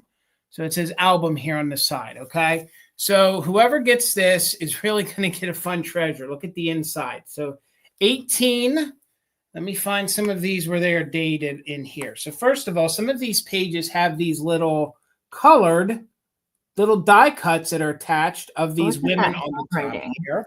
Look at some of the script in there, some of the writing, and I want to show you one of the pages in here. And again, I tried to read some of these. Look at every single page is filled. You could frame some of these if you wanted to, and they just have that good look at the way they're script and the way they're written, the feel. I tried to read some of them. Truth be told, you're going to have to really have a trained eye to read some of these. Let me find one of these with a date. Here we go. So this one here is dated 1833. So there you can see they dated it 1833. Okay, that was April 8th of 1833. I have never had a book this old in my life. This predates the Civil War. So this one says, "How Sweet to Me." So that's a poem about how sweet to me. I'm not sure if this was the same exact family, but it was part of that estate. So again, some of these pages have those little almost die cut pictures that are attached, or they were in it. Like the one book I showed you guys came with some of those things in it. So the new owner is going to have a very fun time sitting here and getting to read some of these. Here's even another one there. So again, I'm not going to take everybody's time and try to read any of these because some of the cursive is hard to read. But I'm going to tell you right now that almost every single page, this is a hymn. Somebody has written a hymn or rewrote a hymn on there. So you're going to get this. And here again, right here, this one is dated May 22nd of 1833. All right. And it's all in that great cursive. So that right there, I think, is worth your money. This one here is the one that is a grammar book. This one's really fun. I did mark some pages here. So here, the individual wrote everything about George Washington. So can you imagine doing a writing on George Washington about 100 years after he was president and passed away? So that's on George Washington. And that one is dated December.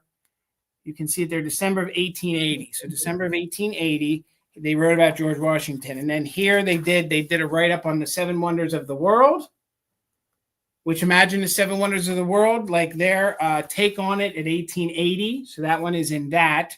This one, like I said, this one is somewhere between a journal and where here we got 18. Well, wow. This one says, this one I just can see it's dated June of 1824.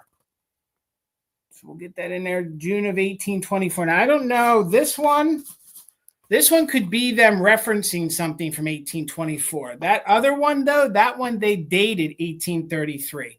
This one has some sketches in it. So you have some sketches in it. And I tried to read some of these. Some of these are poems. And then some of these are actually, it's some passages that are religious. So it has to do with like religious, like with their bishop and things like that. So that's going to be fun for the new person. So Dana's in at 40. So again, for your money, you're getting that one that has some poems in it, some religious things in it. That one is a grammar book when they must have wrote essays.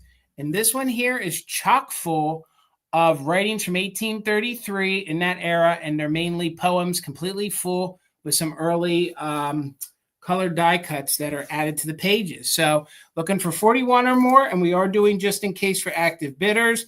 There could be something in here that could be Antique Roadshow worthy.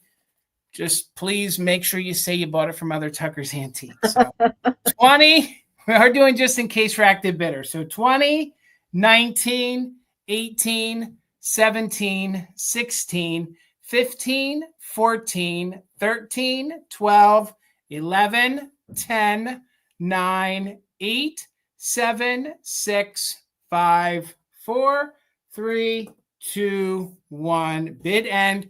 Dusty's in at 41, so we're looking for 42 or more. All three books are from the 1800s.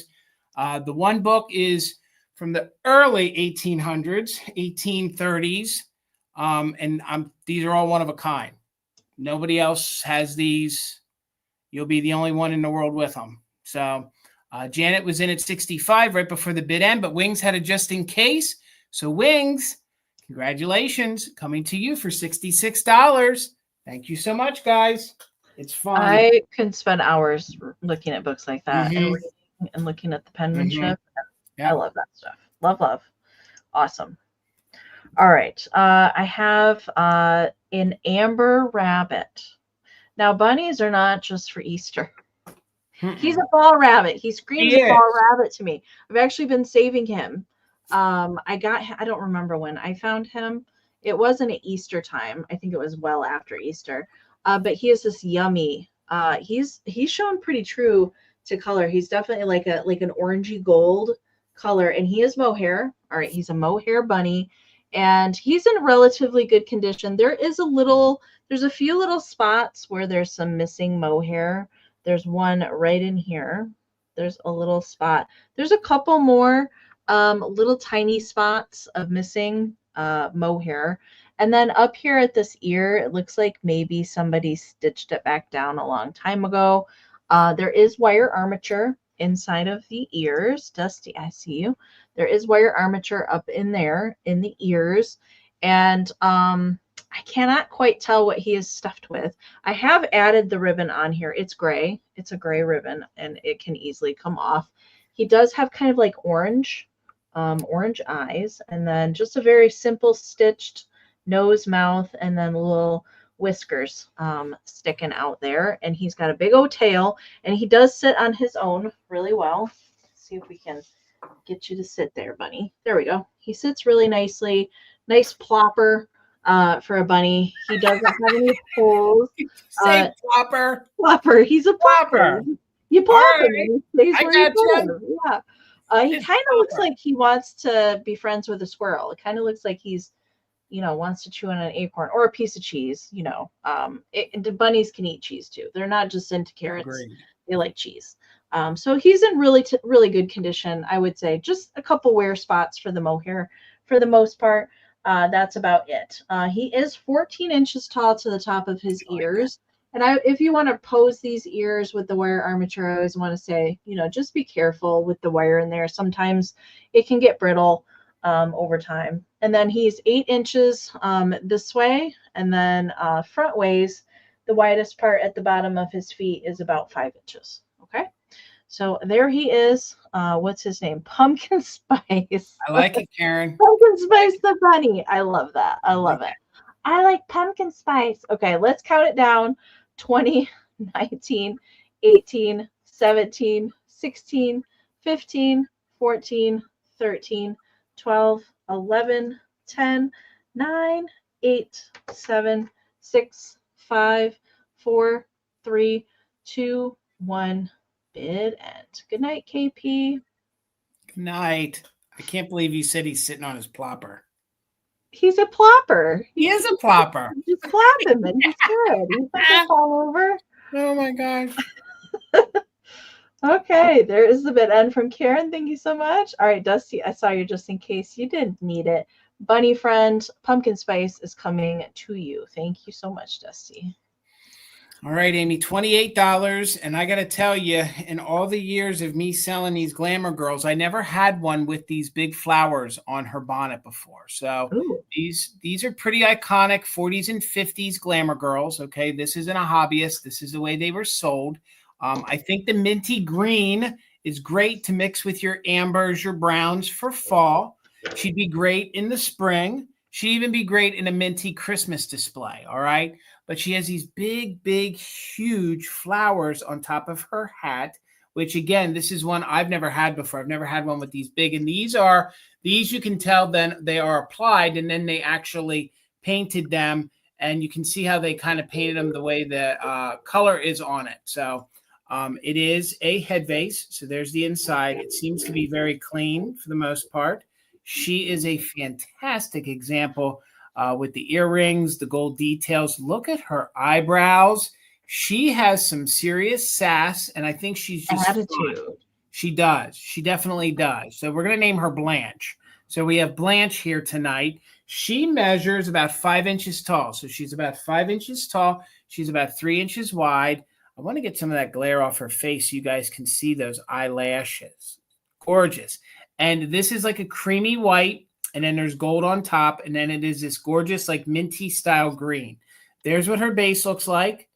Little to no real crazing, no damage that I can, report. She has this big bow here on the back. And what I think is a selling point, if you guys collect these or you don't have one that's like this, I don't see them often with these big, big plumes, these big flowers here on the top. So see if we can show you there. There's no damage to them. You can She's see really different. I don't know if I've seen one in that kind of style before. No, that's why I thought I would bring her because, sometimes, thank you, she's Blanche. Sometimes, folks collect a couple of these and you want a couple different variations. I don't know that anyone's going to have, or very few might have one with these big flowers on the top. Like that flower is about an inch. That's about an inch size flower. And then again, there's what her bow looks like. You can see they gave it some gold details. She's just a gorgeous, fun little head vase. This one would be a good one, especially the size of it. This one could definitely sit and hold your makeup brushes. So a lot of times we try to find other purposes. There you go. Now you can really see how she looks. Purposes for these head vases. This would make a good one to sit on your makeup counter and hold your brushes, maybe even hold your hairbrush if you want to. And she's just got a really, really great 1950s kind of look. Let's get in here. Look at the detail. The gold is still very shiny. There's no major crazing. Look at the details up there in the hair. The height on her, John, she's 5 inches tall. She is 5 inches tall. She's probably going to be one of your middle-sized ones. So she is about 5 inches tall, and she's about 3 inches across. So the width of that hat is about 3 inches. And then you can see they did some details. I also thought the leaves kind of gave it a fall kind of feel. I don't know. I just think this in your browns and the great, I just think like in my reel, if you guys saw it, I think if you place this minty green with your amber, with maybe those grapes, I think she kind of fits into your fall display. I like to use greens, even if they are minty style greens in my fall decor. I just think it kind of gives a pop of color. So let me hold her here one more time. Again, I think the selling point is those big flowers. There's what the back looks like. No chips to them whatsoever. Heck, I know Amy even says, I like it too. You can use the mint in your Christmas. Maybe you could even work her into your Christmas display if you want to. She probably has room up there for a bottle brush tree. She probably does. Absolutely. Absolutely. And there's the opening. And again, she is only 5 inches tall. Great condition. Definitely one that you don't see that often. But we'll sit her to the side and we'll bring her back for the recap. Over to you, Amy. All right. She is very fancy. All right. Very. I have an oversized card for my next round. It's going to start at 12. And I brought it because of the bunny. Because of the bunny. That's why I'm doing her next. So this is an easel back card. It's made by Norcross. Now, I'll show you the back side here. So there is a little bit of bending on the wingtips, FYI. It has been signed here, Susan, and there's also a signature back here underneath the easel. I don't know if I'm going to get that to focus in, but it says Norcross.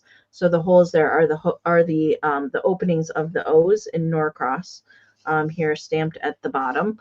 And this then it opens up, so it has this mechanism here on the back where you kind of push it down, and then it holds the easel back in place, and then it will just stand on its own.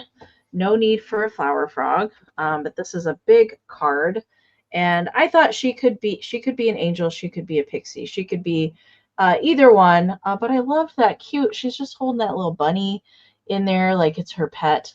I just think that is so cute. And she doesn't have shoes on. Her little toes are peeking out. Her little toesies are peeking out. Measurement for this is 11.5 inches tall. So it's an oversized card for sure. 11.5 and 7.5 at the widest point of the dress at the bottom. I was curious to know, since Jason's a greeting card guy besides me, have you seen one like this before? Because I had not. Never ever. I had not. Darling. It was a new one to me, especially this easel mechanism on the back. That's also a new mechanism for me. Usually it's just a simple cardstock easel that folds flat and just pops out. But this holder here on the back, that is a new thing that I've not seen. And Norcross, I'm a fan of their greeting cards anyway, but I really like this. I actually couldn't find this card, but based on the style on the front, I do believe she's probably 50s, probably 50s on it. I did get a couple other cards from the same lady, and they all were kind of late 40s, early 50s on it. But we'll go ahead and, oh, I see Anne's in at 12. Thank you so much. Let's count it down. Looking for 13 or more. Wow, I almost said 12. 20, 19, 18, 17, 16, 15, 14, 13, 12, 11, 10, 9, 8, 7, 6, 5, 4, 3, 2, 1. Bit end. Oh, to be able to do a 12-second countdown. Oh boy. Or a 10-second countdown. Ah. Those were the days. We used to. Long time ago. Yep. Long time ago. All right. There's the bit end from Karen. Thank you so much. All right. Anne, it's coming to you. Thank you so much. $14, Amy. And everybody tells me we want Disney. So I found something that I think is unique and is Disney. So it's also in a like smoky amber. It's glass. It is a bank. It's Mickey Mouse, and it is from the Mickey Mouse Club. So it has the insignia of the Mickey Mouse Club on the back. And before I flip him around, my favorite part is look at his tail. Look how his tail curls up right there. So he is a still bank. That's where you would put the coins in. He is very, very detailed. Cute little Mickey Mouse there. He's got his hands across his belly. It is actually stamped on the bottom, so it is licensed. Let me make sure I'm holding it the right way. And it says on the bottom, it says Walt Disney Productions. So it says Walt Disney Productions. Hopefully you guys can see that.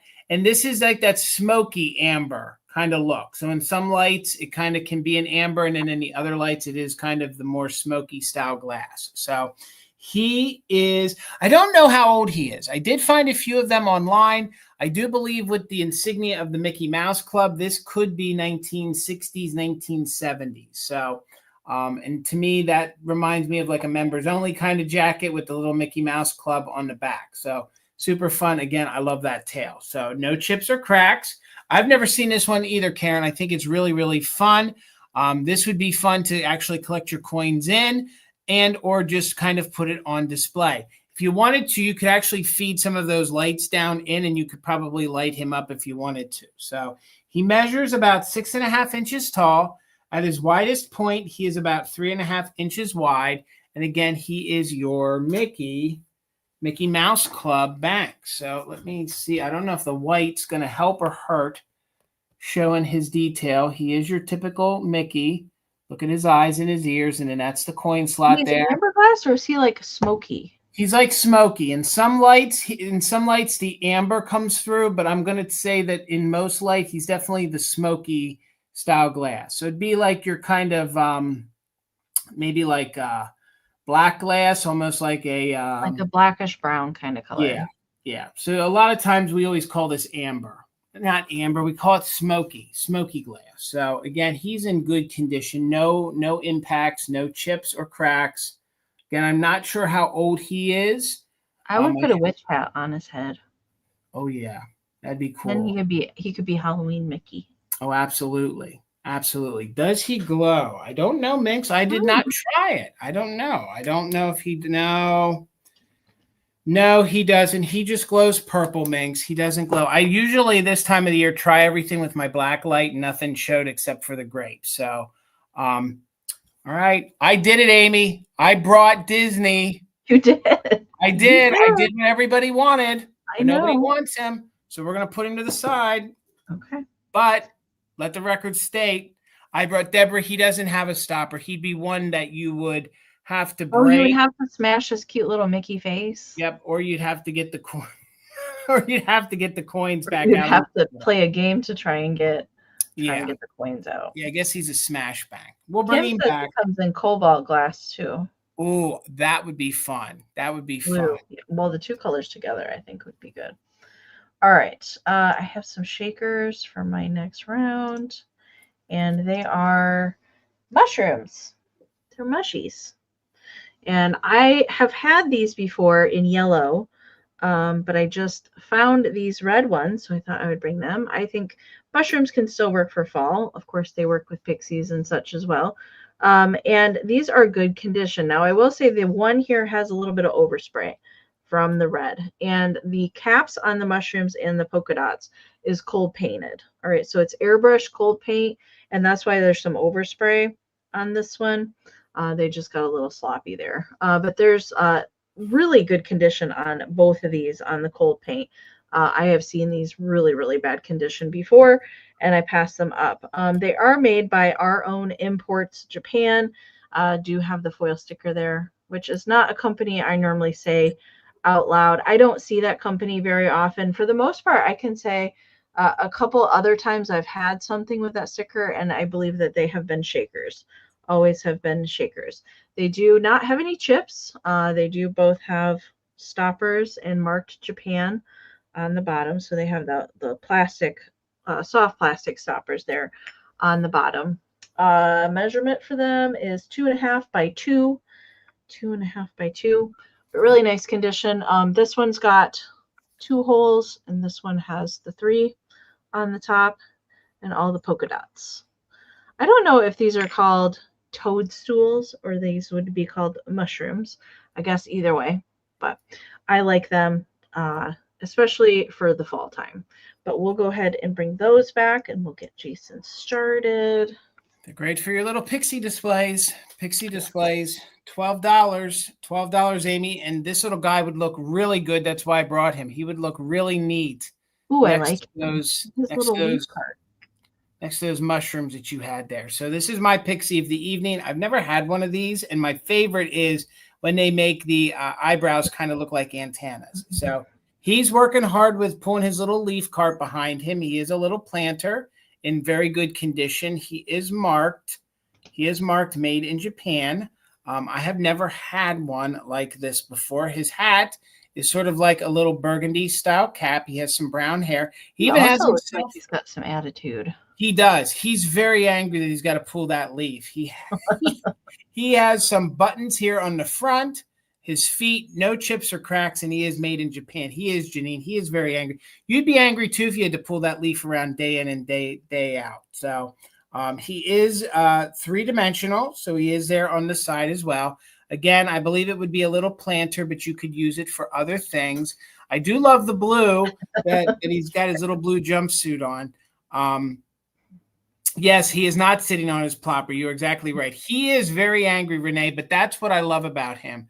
And you can see there's the little wheel right there for his little cart. So he measures about 3.5 inches tall and then about 3 inches wide. So about 3.5 inches tall, 3 inches wide. And look, they even gave him these cute little teeny tiny rosy cheeks. So just a cute little planter guy.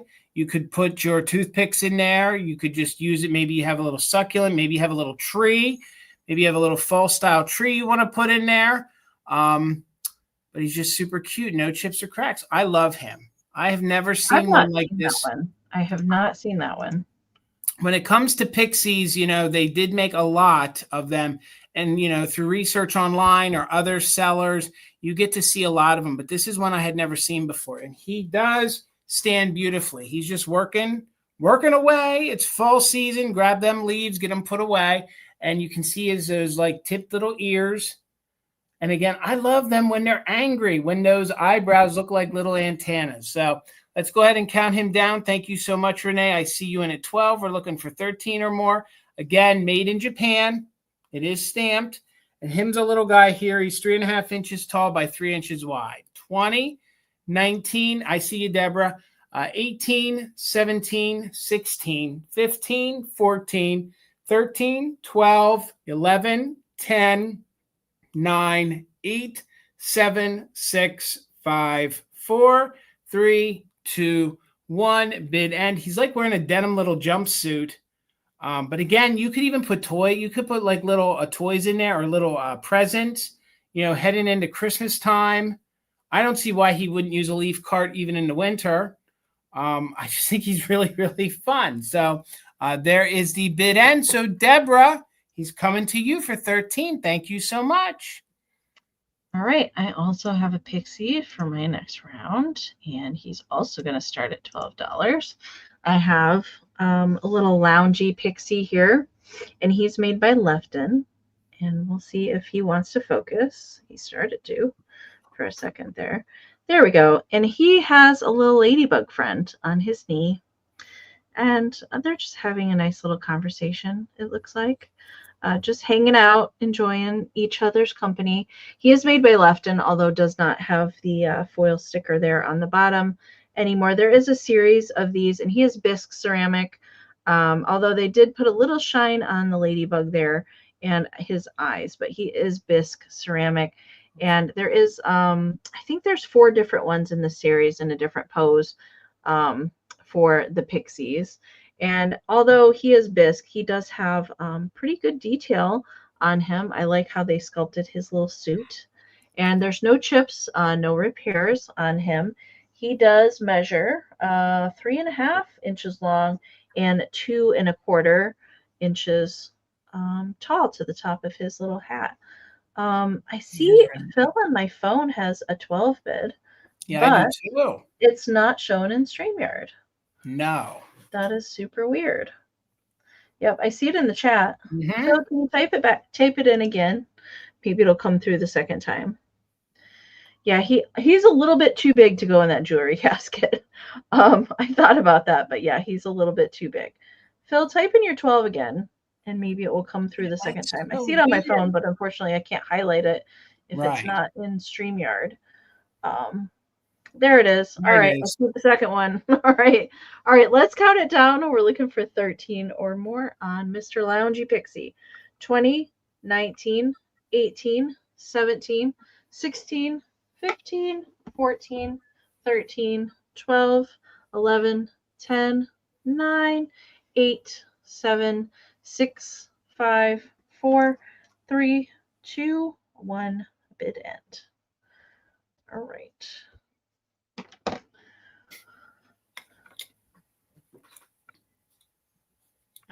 That's a pixie getting ready to take a nap. That's what that is. All right. Thank you, Karen, for the bid end. All right, Phil, it's coming to you. Thank you so much.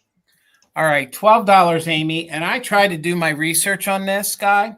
I can tell you that he's a reproduction of the Rempel Squeak. He is newer, and I'm sure that he was made for kids to play with because he has his original tag. So he is just like the Rempel one, except he's missing the Rempel one would have had the gold stripe here, I believe. And I think they called him Croaker. So he does stand on his own. He is a squeaker alert. He does squeak. He has his original tag here. I could not find any information really on it.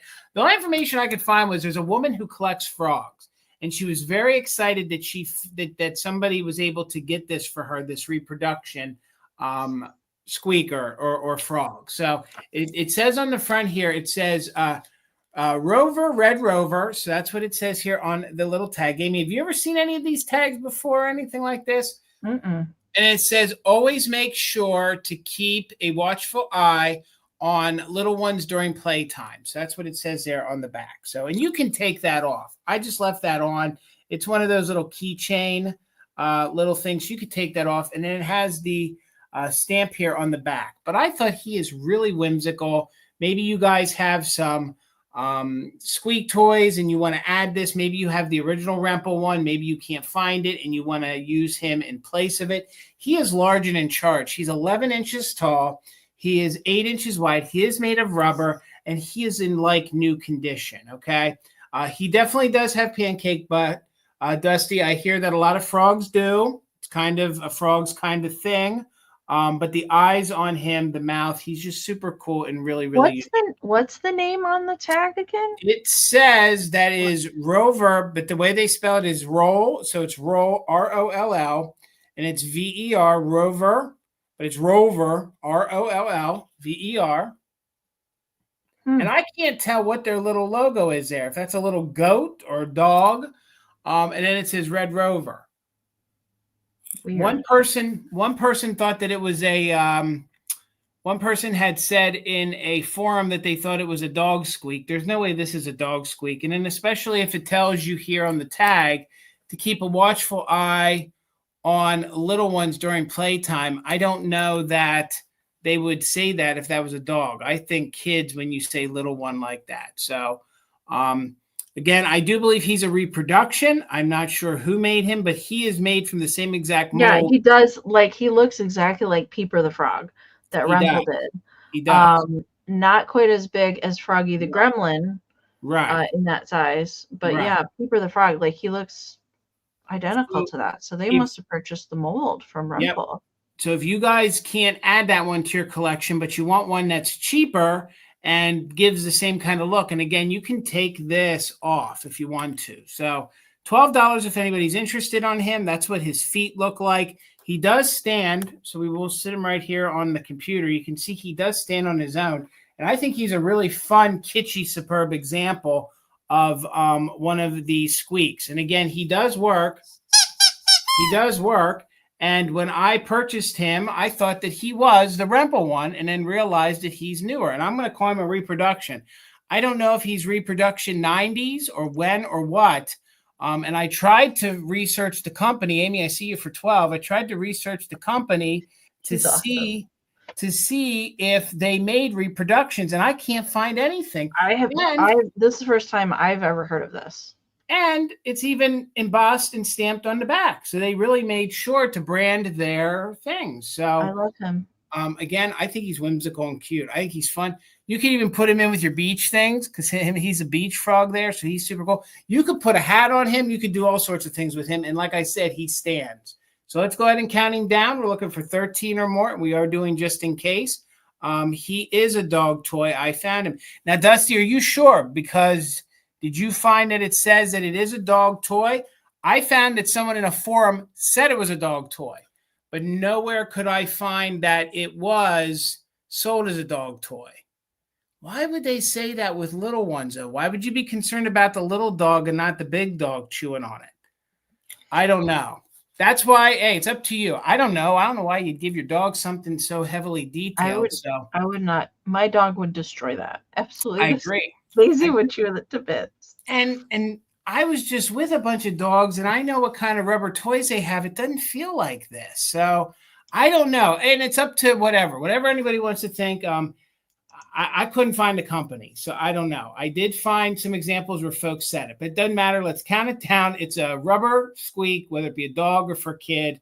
20, 19, 18, 17, 16, 15, 14, 13, 12, 11, 10, 9, 8, 7, 6, 5, 4, 3, 2, 1. Bid end. Yeah, you're right, Tracy. It's definitely European, I believe. I actually felt that it was German.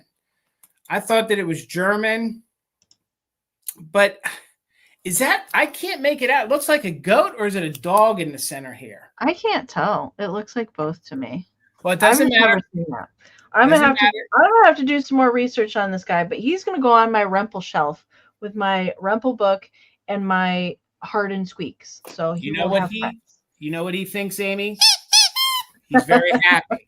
He's going to live with you, Amie. He's awesome. He is awesome. He's big. I've never even run across Peeper in the wild, so that's fantastic. Thank you.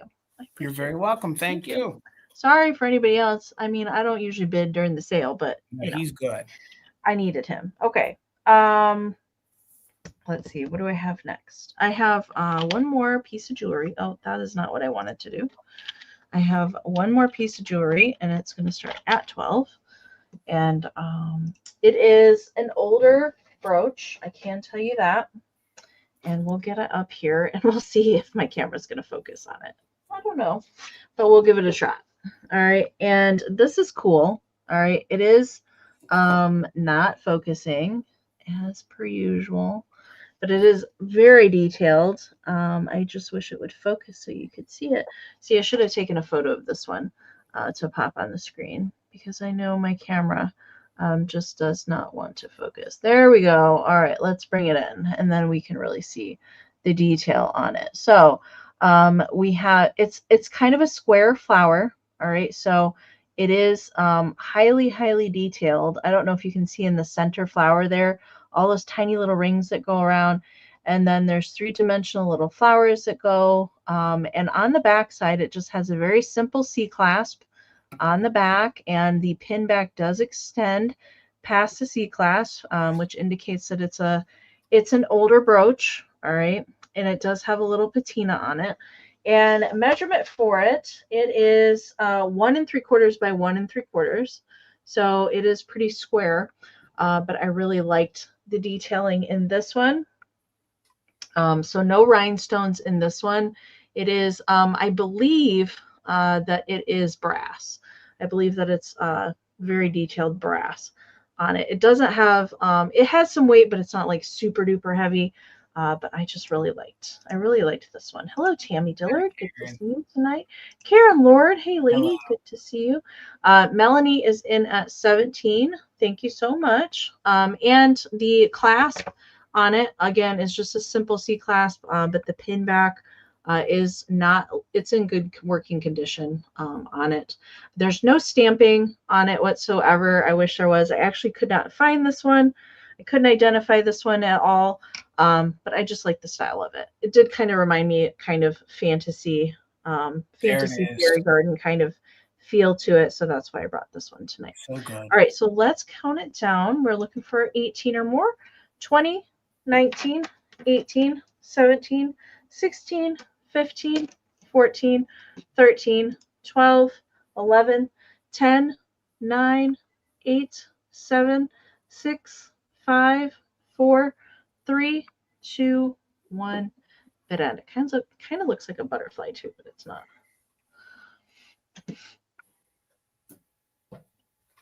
All right. Tammy's got a just in case in there. All right. And there's Karen's bit end. All right, Tammy, you didn't need your just in case. It's coming to you. Congratulations. Thank you so much. All right, $15, Amy. And I thought this little puppy dog here looked cute to put in your fall display. So, oh my gosh. I am not sure who the manufacturer is, but it is very highly detailed.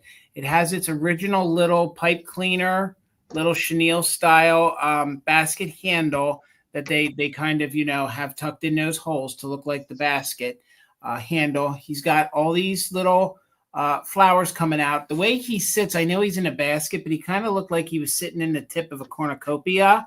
So I thought he'd look really fun for your fall display. So, but maybe you guys love kitschy dogs. Look at those eyelashes, those details. He has a fun little red bow on him. I'm not even sure what kind of dog he is. I just know he's super kitschy and really cute.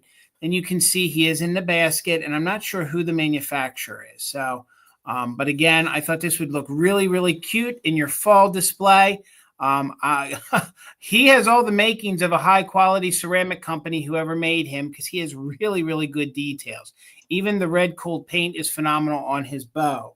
The way he measures, I didn't measure that, but he comes in just about 4 by 4. So he's about 4 by 4. Look, he's even got blue little eyes, cute little doggy there with the eyelashes. No damage to the ears. He's just a cutie little pie, even detailed on the back there with the bow as well. And like I said, he's in a basket, but when he sits, maybe you even took that off if you didn't want the handle.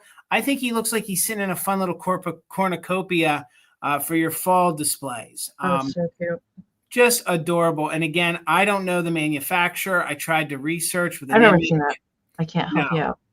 But again, You know, when you see that, that's got like the makings of a high quality ceramic company right there. And you can see that there's little to no crazing on him. He's just fantastic with his little flowers coming out there. He's really fun. So thank you guys for all the interest. Thank you guys for all the bids. Sandra's in at 28. So we're looking for 29 or more. Let's go ahead and count him down. Just in case is in play for active bidders. 20, 19, 18, 17, 16, 15, 14, 13, 12, 11, 10, 9, 8, 7, 6, 5, 4, 3, 2, 1. Bid end. How much is that doggy in the basket? Woof, woof. I think he's super cute. Definitely one I've never seen before. I hope they made one with a cat and a bunny and other animals. But I'm sure there's a cat one. There's got to be a cat. I love the fact that it's still got its original handle, and you can leave that or take it off, whatever you want to do. And it does have the holes in the ceramic. So there's the bid end. Pam had a 32. Sandra had a just in case, but Sandra Bowers got in there with the quick internet. $33. He's coming to you. Thank you so much, and congratulations. Very cute. Love it. All right, we have 2 rounds left, you guys, and then a recap. And then we will say goodnight. All right. My next round is going to start at $8. I do have a teeny tiny little kitchen pixie. Now he does have some paint loss. He does have some paint loss, and that's why I'm only starting him at $8. But he's the teeniest, tiniest little kitchen pixie. Oh my God. Okay. He was not in my preview. I miscounted. That's kind of what happened. So I went and grabbed him real quick. I was actually going to touch up his paint, but I went and grabbed him real quick because I miscounted. But he's the teeniest, tiniest little, and he has, he's pouring himself a tiny little cup of coffee. He has a little teapot and a little teeny cup in his hand. I know he's not focusing, of course, so that you could see his detail. But yeah, he's just not gonna wanna. He's not gonna wanna. Come on, guy. But he does have paint loss. All right, FYI, there is a lot of paint loss on the red coal paint. Most of it's on the back. The suit, I believe, well, maybe it does go all the way to his shoes. I thought maybe it ended at his ankles, but it does go all the way on his shoes. But yeah, he's pouring himself a little tiny cup. So there's no chips on him, but he just does have that coal paint loss. But I couldn't leave him. I can't leave pixies behind. I just can't. Single shakers and little pixies. I can't. Never. I can't no do it. Pixie left behind. A Keebler elf. Oh my gosh. Yes, he totally could be a Keebler elf. But there is, I think there's 2 other ones that go in the series with this one. One has like a pot, like a frying pan, and one has like a cooking spoon. I believe those are the other 2 that go with him. And they did do these in red, black, and green suits, I think, for these tiny little ones. But I couldn't leave him behind. He was just too cute. All right, I see Phil needs him. So let's count Tiny Pixie down. And then you can actually, when you get him in the mail, then you can actually see his cute little face. I mean, the cold paint on his face is really good. But he does have the little kettle and then a teeny tiny little cup. The cup is probably, there we go. Now he's finally focused. So it has little pops of gold where the little tea kettle and the cup are, and his little tuft of hair poking out of his hat. So cute. All right, let's count him down now that he's finally focused. 20, 19, 18, 17, 16, 15, 14, 13, 12, 11, 10, 9, 8, 7, 6, 5, 4, 3, 2, 1. Bid end. 2 1/4. 2 1/4. See, I could never find things with my name spelled correctly. Oh my God. Yes. This is from elementary school, FYI. I still have my ruler. Yeah. All right. There is the bid end from Karen. Thank you so much. All right, Phil, he's coming to you. Thank you so much. All right, Amy, $10. And if you guys love antique advertising, things that are patriotic, things that are just fun, this is for you. And usually I don't find these in blue. So I'm going to call her Lady Liberty. You can see she is there with the eagle, and she is next to the Columbia phonograph. This is what they call a cylinder record. So it actually would have played in said machine right there. A lot of times these do not have the cylinder in them, and they're hard to date. But mine has the cylinder in it. It does have the patent date of 1902, but these are actually the greatest. This is the greatest hits album from 1912. So these were all the hits of 1912. So we actually have a date on it. So it is a little cardboard container that has the cylinder. It has the cylinder record in it. So right there is what would play on the needle and would spin around. And you can see I'm holding it properly right there. And it's in very good condition. So if you even have one of these, I'm sure it's going to play for you. So again, I thought this was fun. You can use these in your displays, especially for your patriotic display. Usually you don't find them in blue, and the graphics on this are in very, very good condition. Again, Karen, I agree with you. This would look great in your 4th of July display. I know that's a month or two behind us. But again, I know folks do political displays or patriotic displays all year round. So I just thought for $10, maybe I even thought somebody wanted to paint this up and make her a witch if you wanted to. Maybe you guys are handy crafty. You want to turn her into a witch. I just think she looks fun as a shelf sitter. So you don't need to have the phonograph if it wants to focus. You don't need the phonograph. You just can use these as risers. Oh, and then up here, that is the original. And then somebody actually cataloged it with the number there on the top, which that's what you would do because you wanted to be able to find these when you wanted to pull them out and play them. So it measures about, how big is it? It's 4.5 inches tall, and it is about 2.5 inches at the widest point. So, and this is antique. This one here we know is from 1912. So I see you, Tina, at 10, looking for 11 or more.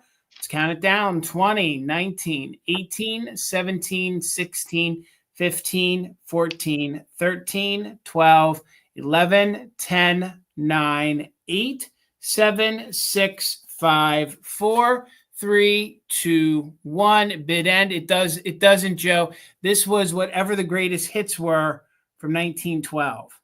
So it was 1912 hits, and it says band. So that's what it says. It says remix, and it's spelled R-E-M-I-C-K-X. I'm sorry, it's spelled R-E-M-I-C-K-S, so it's remix. So literally, this is the remix tape from 1912. So it's from 1912. So, Joe, I'm so sorry. Your 29 came in after the bid end. And Tina, it's coming to you for $10, and it's playable. So thank you guys so much. That's cool.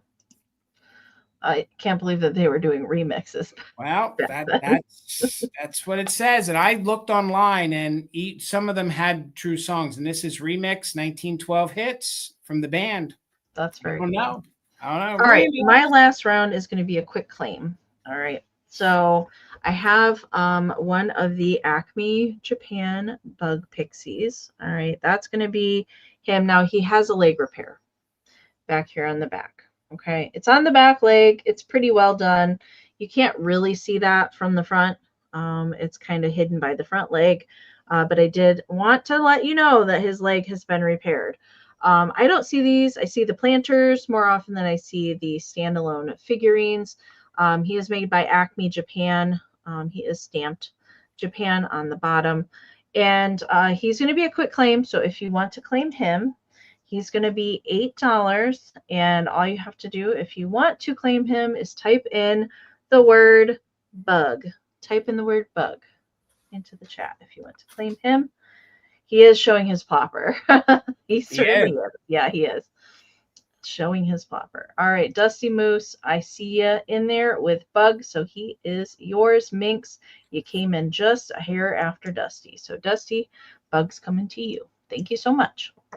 $10, Amy, and I'll make this quick. $10, and this is the last magazine. I've been selling magazines. We got 3 of them, and this was the last one in the grouping. This one is great for you to use to either take apart and frame some things.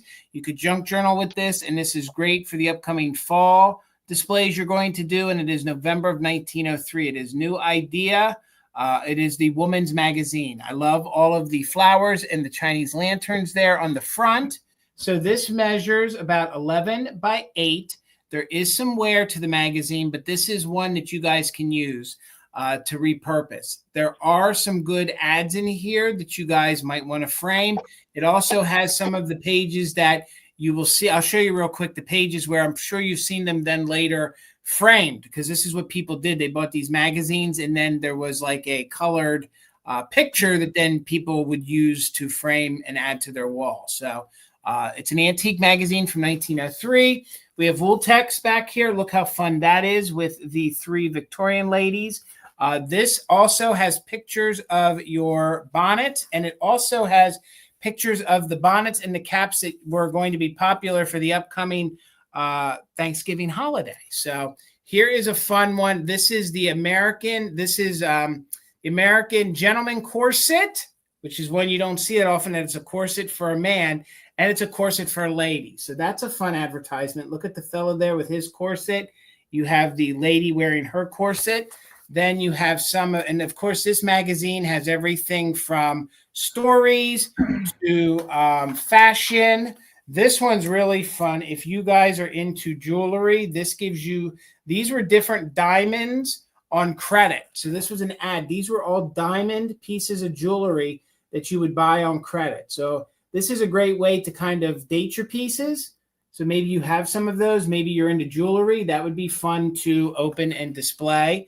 Again, other page here has all those fun kind of ads in it. Overall, very good condition the magazine is. Here's going to be one of your color plates right there with the Victorian ladies dressed in their fall attire. That one says new ideas for women's magazine. That is ladies tailored walking suits. So that was their walking suits. Here's one of those plates that I was talking about. So that would be a color plate that a lady would take out of the magazine and then usually frame. So I'm sure you guys have seen that. Then it becomes, a work of art. So there's some color plates for children. Again, me and Amy talk about back then, some of these colored pages were not cheap to print. So this would have been a pretty expensive magazine. So here's some November millinery. How fun would that be to frame and put that in your fall display? Whoa, show that hat in the middle. It kind of looks like a skunk. It does. It's so I think cool. it's really fun. Like I mean, this is just for $10 to have this magazine and leaf through it. It's really, really fun. Here you can see, this is almost like geisha style. So you can see a play on the front. It must have been back in the era then. It was a play on almost like a kimono, almost. Here you have this here. Here are some of the early winter hats. Some of the early winter hats. Again, this is from 1903. Here, this gives you some different autumn pattern hats. They're talking about that, an editorial about that. That does have a lot of color for 1903. It does. And here's some of the outfits for the children in the upcoming fall into the winter. So they're super, they're really different and fun. This one I thought was really fun. Buy direct from the ostrich farm in California. These were ostrich feathers that you would get direct from, and I guess you would use them for all different sorts of different plumes. You would use them for the finest way to use these. And then the feathers, it gives you, you would make an ostrich boa. You could actually get souvenir ostrich eggs, and then you would just use them for either your hats or whatever decor you wanted. And they were true ostrich feathers. So Eclectic Deb's in at 11. So we're looking for 12 or more. Look at the one here with the little kitty cat. Meow, meow. That's an ad. Home dressmaking. It talks about fall home dressmaking for the period. Again, filled with page after page of ads. Poor ladies with the corsets back then. My goodness, super painful. But then I'm glad that we don't have to wear those now. Oh, goodness gracious. I would probably pass out in the summertime. And then just here, I'll show you one of the back pages. And then these back pages have oodles and oodles of advertisements. So nothing but advertisements if you even wanted to take those out. Here, this advertises pianos and organs. Just a super fun magazine. And again, it is from November of 1903. So we're looking for 12 or more. Let's go ahead and count it down just in case for active bidders. You can junk journal with this. You can keep it the way it is. or you could take some of the pictures out and actually frame them. I love the cover on that one. I do too. 20, 19, 18, 17, 16, 15, 14, 13, 12, 11, 10, 9, 8, 7, 6, 5, 4, 3, 2, 1. Bid end. Looking for 12 or more. The bid end from Karen G. Again, tons of ads. In very good condition overall. There are some bends to the front pages, but just fun to leaf through. You can put it on the coffee table, do whatever you want. So there's the bid end. Thank you so much. So it looks like Renee for $12. Thank you so much, Renee, and congratulations. Congratulations. Thank you. All right. I'm going to get us both back up here. All right. It is recap time. Recap time. So if you are watching on the replay, I always forget to mention this. If you're watching on the replay and you want to email and check if something is still available, please do so in a timely fashion. So I will highlight Karen's recap there. So we'll bring back things again, and these are going to be quick claim items. So make sure if you are trying to claim something, you type in the item plus the price. Type in what we tell you to type in plus the price so that we know what you're trying to claim. And we'll give it a moment because of the lag. If there's just one person that is interested, it will remain a claim. If there's more than one person that tries to claim the same item, it will turn right back into a bid round, just like a regular bid round, just in cases can be in play, that sort of thing, to break any ties. Okay. And Karen G will remain bid ending. And Jason, go ahead and go. All right. I had my, I believe this is from the 1930s. It is my French presentation box.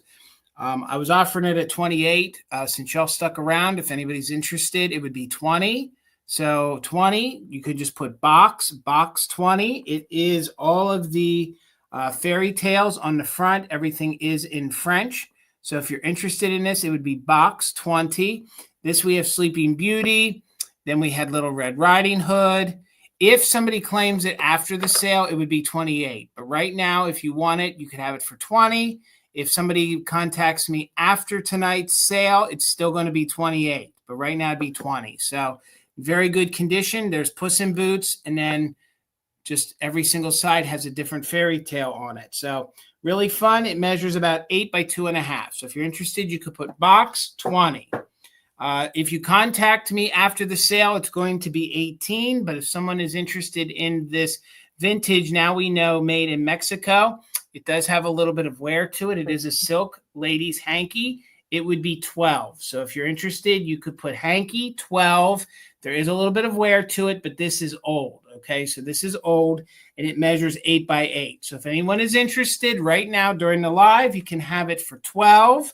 But if you contact me after the sale, it's going to be 18. So if anybody wants it, you could put hanky, and it would be 12. And again, remember, she's got her underoos there. I love that they gave her under breeches. She's got her under breeches on her plumpers, there. So if you wanted it during the live, right now it's 12.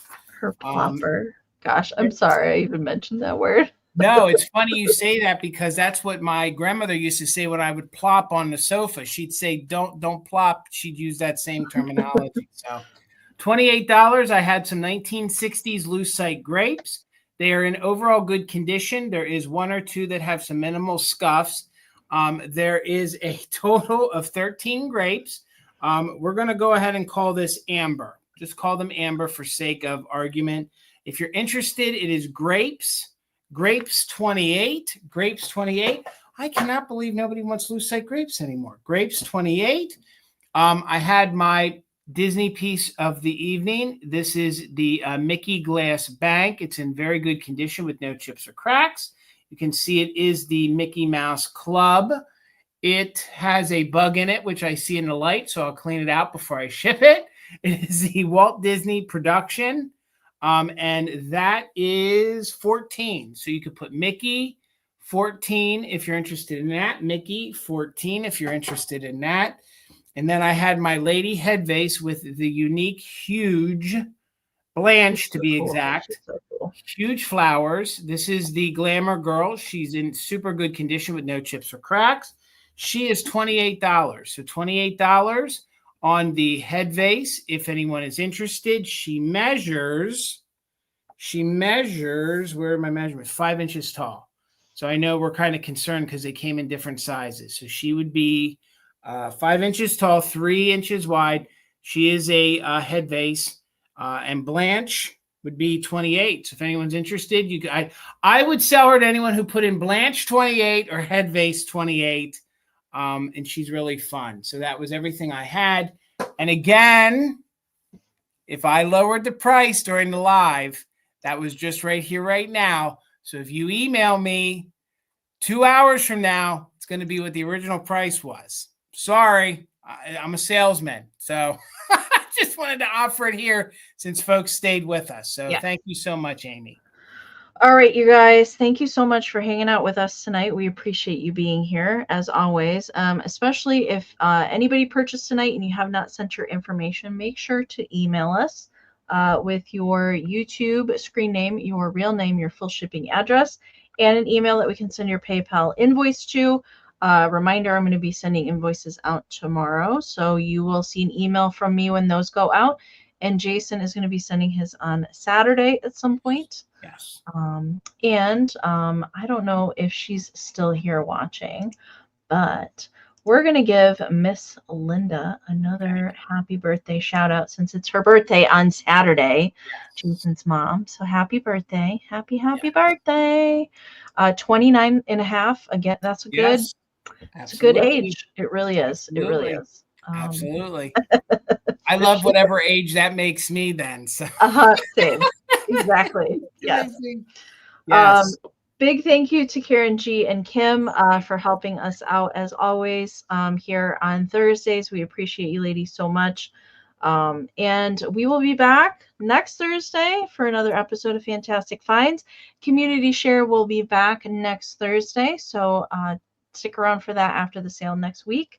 Thank you guys so much. Have a wonderful rest of your weekend. And yes, is Tina doing a jewelry sale on Friday? Yes. Oh my God, where's my head? She is. My God, she curated one of the best sales she's done so far. Thank you so much, Amy. I'd been in trouble. Tomorrow night, 7 p.m. Eastern, over on Whatnot. It is Mother Tucker's Tina. She's actually giving me a promo, so the promo will go up. And she has a preview live right now over there. Joe, Halloween sale is coming. And the things I have behind me, most of those will be for sale during that.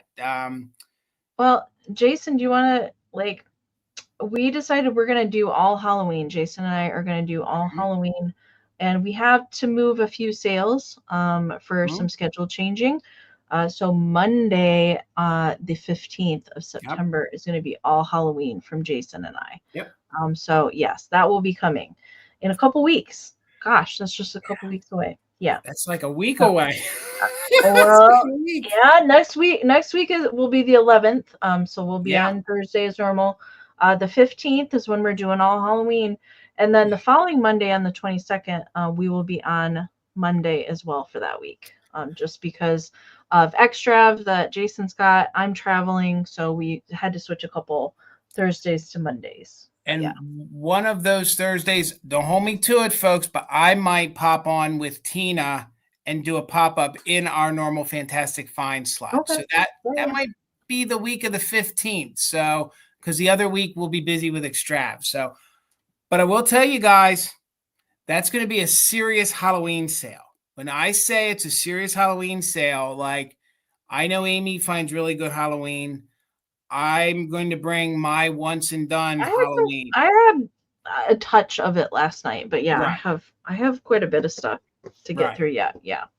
So my Halloween, that'll be my one and done. So if you guys are seriously looking for some things to add to your collection, they probably won't be eBay prices, but they're going to be serious collector prices. So please, gang, keep that in mind for that sale. Be prepared to they're going to be for collectors. Okay, guys. So, but there'll be something for everybody in all price points. So, it'll be a good time. Good time. Janine says, bring it. Okay, Janine. She wants it. Janine, it's going to be your night. It's going to be your night. All right. You guys. Thank you so much again, you all. Thank you. Have a wonderful rest of your weekend and week, and we'll see you back here next Thursday for Fantastic Absolutely. Finds. All right. Good Thank night, you you. guys.